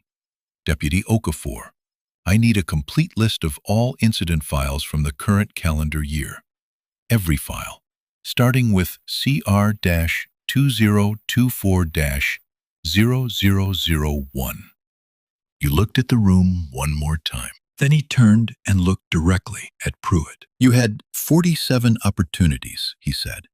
Not as an accusation, not as a rebuke, but as a record.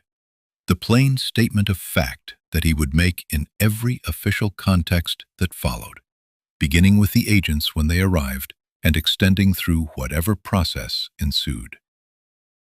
47 times in the current year in this station someone was detained and offered that form.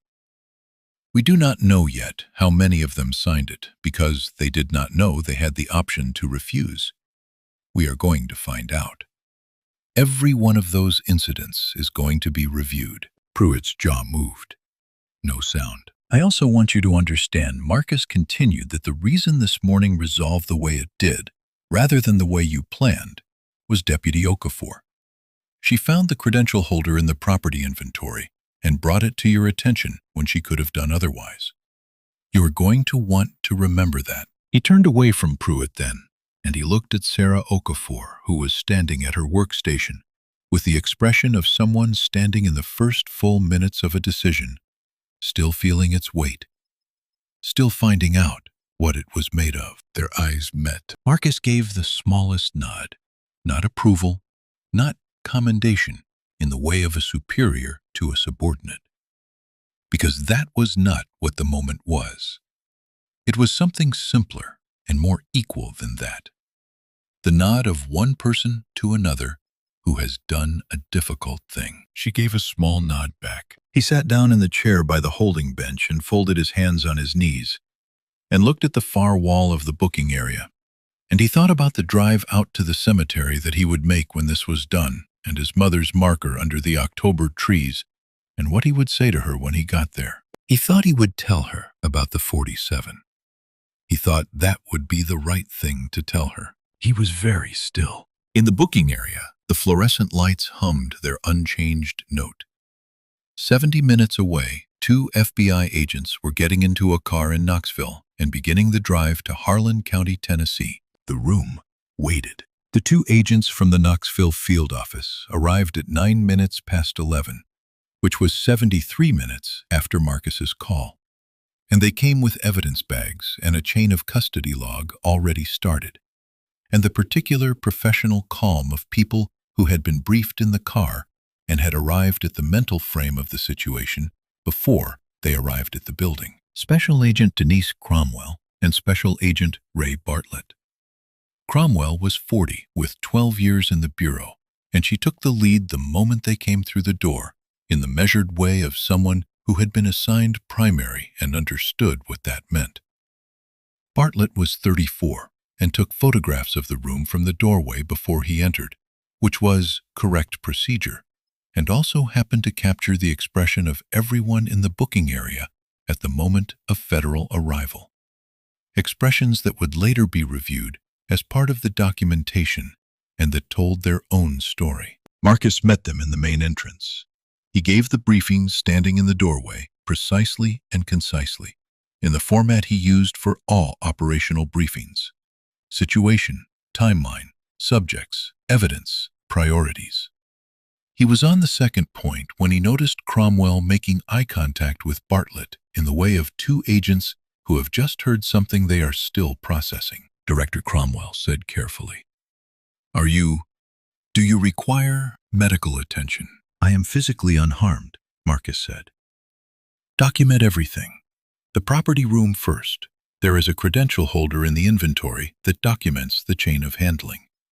Then the booking records and the file room.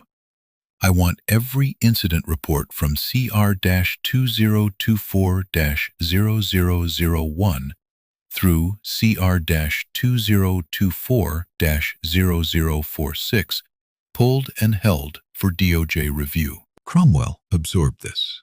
Yes, sir. They worked efficiently and without drama. The booking area became a documentation site. Collins, the records clerk, was interviewed first because he had the least institutional history and would therefore have the clearest and least complicated account of what he had observed. The duty officer Garrison was next. Deputy Sutter cooperated without resistance, which Marcus noted, and which would be reflected in subsequent reporting. And Dale Pruitt in his office on the advice of the county attorney, who arrived within 20 minutes of being called, and who had the look of a man receiving the worst phone call of his professional year, said almost nothing. The county commissioner placed Pruitt on administrative suspension by phone before noon, calling from the parking lot of his church after Cromwell reached him during a Saturday morning service. He would later say he did not remember a word of the sermon which he had been listening to for 12 minutes when the call came in. Deputy Sutter received a parallel administrative suspension. He was told to leave the building. Sarah Okafor was asked by Cromwell at one point in the late morning whether she needed anything. It was asked in the specific way that experienced agents asked it when they understood that a situation was professionally and personally significant for the person being asked. Sarah said, "No, I am good." She said it with the quality Marcus recognized from 32 years of hearing people say true things in difficult rooms. She meant it.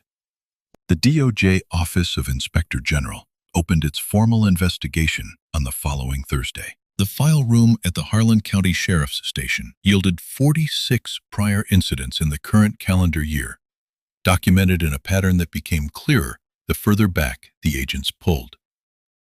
In the 46 files preceding CR-2024-004723, signed waiver forms, 14 situations documented as encounters without subsequent waivers. 9 files with irregularities in documentation significant enough to warrant separate review. Of the 23 people who had signed waivers, 19 were Black.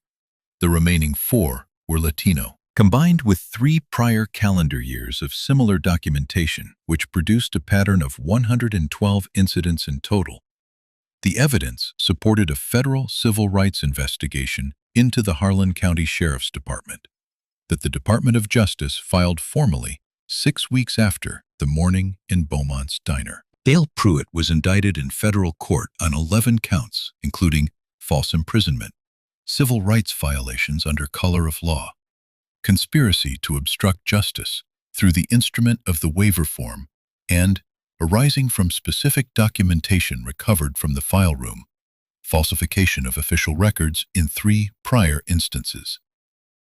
His attorney argued for the full period of pretrial proceedings that the charges were excessive, and the characterization of the waiver form as a civil rights instrument was a legal overreach. The federal jury deliberated for less than 8 hours. Pruitt was convicted on 9 of the 11 counts. He was sentenced to 11 years and 4 months in a federal corrections facility with no eligibility for early release on the civil rights counts. He sat at the defense table on sentencing day in a gray suit, no uniform, which was no longer available to him, and he looked to everyone in the courtroom like a man who had become considerably smaller than the space he used to occupy. Deputy Hank Sutter was charged on 4 counts of civil rights violations in specific documented incidents in which he had been the primary officer. He accepted a plea agreement and received 3 years of supervised probation with mandatory compliance training. He did not return to law enforcement. The county commissioner convened a full departmental audit within 2 weeks of the incident. The audit produced 43 specific findings and resulted in a reform package that included independent civilian oversight, mandatory body cameras, revised use of force protocols, and the permanent elimination of the voluntary waiver form in any context related to law enforcement encounters. The commissioner also formally reached out individually to each of the 23 people who had signed waiver forms, offering a direct acknowledgement that an injustice had been done to them and a commitment to addressing it. 13 of those 23 people ultimately filed civil claims. The county settled with each separately for amounts not individually disclosed, but which in aggregate represented the largest civil rights settlement in Harlan County history. Marcus was not present for the sentencing. He was in Washington between briefings when Margaret Holt sent a brief message informing him of the verdict.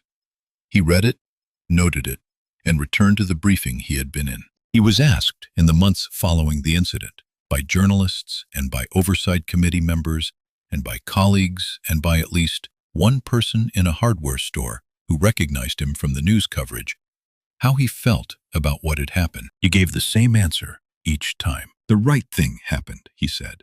For 46 people before me, it did not. I want us to think about that. He said it the same way each time, without anger and without the performance of humility. He said it because it was what he thought, and what he thought was what he said. He went back to Beaumont's diner at 4:17 on the same afternoon. He had been at the sheriff's station until 1:30, and then at the county administrative offices for another hour, meeting with the commissioner and the county attorney and 2 DOJ representatives who had driven up from Knoxville alongside Cromwell and Bartlett. After that, he sat in his rented Chevrolet in the parking lot behind the offices for 20 minutes, which was the amount of time he had determined was reasonable for the particular quality of this day. Then he drove to Beaumont's. The diner was in its late afternoon state. 2 tables occupied in the main room, the counter empty. The energy of the place wound down from the morning's particular intensity into the ordinary quiet of a Saturday afternoon approaching closing. The same young waitress from the morning was still working, looking appropriately fatigued. The short-order cook was visible through the pass-through on a stool with a cup of coffee. Tommy Vickers was near the front door with a mop when Marcus came in. He stopped mopping. He looked at Marcus with the expression of a 22-year-old who had been looking at a single image on repeat for 8 hours. The image of a man being handcuffed in the parking lot of the place where he worked for the apparent offense of eating eggs in a booth. Tommy had not known what to do with that image when it happened, and he had not entirely figured it out in the hours since. And now, the man from the image was standing in front of him. "You want coffee?" Tommy said. "Please," Marcus said. Tommy leaned the mop carefully against the wall, went behind the counter, poured a mug from a fresh pot, and carried it to the corner booth in the back of the room where Marcus had already settled. He set it on the table. He stood for a moment, holding the empty pot. "I saw them take you out," he said. Not an apology, not quite an explanation. The plain statement of a witness who was still working out his relationship to what he had witnessed. "I know," Marcus said. "I did not know what to do," Tommy said.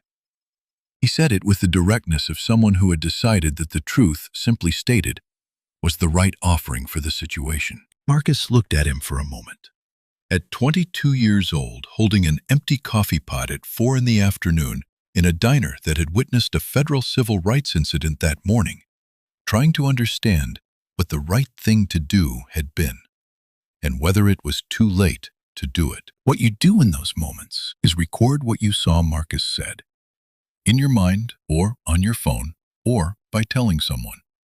And then the next time you see something that does not look right, you don't wait to understand it first. You note it and you speak it. And you let what happens after happen. He looked at the empty coffee pot in Tommy's hand. That is the whole thing. It is not complicated, but it is not easy. And the difference between those two is where everything important lives. Tommy absorbed this. He looked at his shoes for one moment, then looked up with the expression of someone who had received something he intended to keep. "Yes, sir," he said. He went back to his mopping. Marcus wrapped both hands around the coffee mug and let the warmth move up through his palms. Outside the window, the afternoon sun was low and gold, the particular angle of October at 4 o'clock, when the light seems to make everything simultaneously more vivid and more aware of its own transience. The maple in the parking lot was blazing. He looked at the wall behind the register. The photographs were all there. The cluster of mismatched frames, the parade photo, the mounted fish, the handwritten specials board, and the 1991 Christmas party. Slightly overexposed, 8 people in front of a tinsel-draped counter. His mother in the center, with the red apron and the paper Santa hat at its perpetual slight angle, and the laugh that was for something outside the frame, something he had never known and would never know. Something from 33 years ago in this room. He sat with her for a long time. He thought about what she had understood, what she had known about the world in her 29 years of working this room, and what she had chosen to do with that knowledge. She had brought people their coffee and their eggs. She had been kind in the daily, sustained, difficult way that required choosing to be kind repeatedly across a working life without the expectation of recognition. She had come home smelling of coffee and bacon and gardenia perfume, and she had proofread his homework, and she had told him when he had questions she could not answer, "Go find out, Marcus. Go find it out yourself." He had. He thought about Sarah O'Coffer in the property room. He thought about the 47. He thought about the 23 who had signed the form, and the 19 of those 23 who were black, and the specific quality of the dignity that had been asked of them. Asked, which was not the right word, but the available one in those moments. He thought about what it cost, and what it meant that he had been the 47th rather than the first, and what it would have meant for the 46 if he had not come to Beaumont's this particular October Saturday, for this particular reason. He thought she would say something about that. She would say things happen at the right time and not a moment before. And the only work a person can do is be ready when the time arrives. She would say it without making it cosmic. She would say it the way she said everything, plainly, with full belief in the plain statement of things. Then she would say that he had skipped lunch, and she would not be wrong. He finished his coffee. He left a 20 on the table for a $4 cup. He paused at the door. "Thank you, Tommy," he said. Tommy Vickers looked up from his mop. "Thank you for coming back," Tommy said. Marcus held that for a moment. Then he nodded and pushed open the door and walked out into the October afternoon. He drove to the cemetery. He sat at his mother's grave as the sun descended and the ember light gave way to the blue-gray of early Tennessee evening. He did not speak out loud. He rarely did. He told her, in the way of a conversation that had simply continued in a different register after one party was no longer physically present. He told her about the 47 and about Sarah Okafor standing under a single bulb in a storage room, making a decision, and about Tommy Vickers pouring coffee at 4 in the afternoon. He told her he had not finished his breakfast. The granite marker was cool under his hand when he placed it there. The October grass around it was still green, and the last of the maple leaves were coming down in the light wind with a sound like something being gently and deliberately set to rest. He stayed until it was fully dark. Then he drove to the airport and flew back to Washington, to the briefings and the paperwork and the work that continued every day, regardless of what any particular day had been. The work he had spent 32 years doing in the faith that it mattered, in the faith that the 47 and the ones before them and the ones who would come after deserved to have someone who understood what a credential in a jacket pocket was actually for. He had always believed that. He believed it still. If this story moved you, if you have ever been in a room where the truth finally arrived, or if you have ever been the person who had to carry it across a threshold and place it in someone's hands, then you understand something that is not easily understood, and you should know that you are not alone in understanding it. There are still rooms where 47 has become 112. There are still forms with blank signature lines waiting for people who do not yet know what they are signing away. There are still people waiting for someone to open the door. Stories like this one matter because they remind us what that looks like and what it costs and what it is worth. Please like this video, share it with someone who needs to hear it, and please subscribe our channel because the stories we tell here are the ones that deserve to be told, and we cannot tell them without you. Thank you for sitting with this story all the way to its end. Thank you for being the kind of person who does.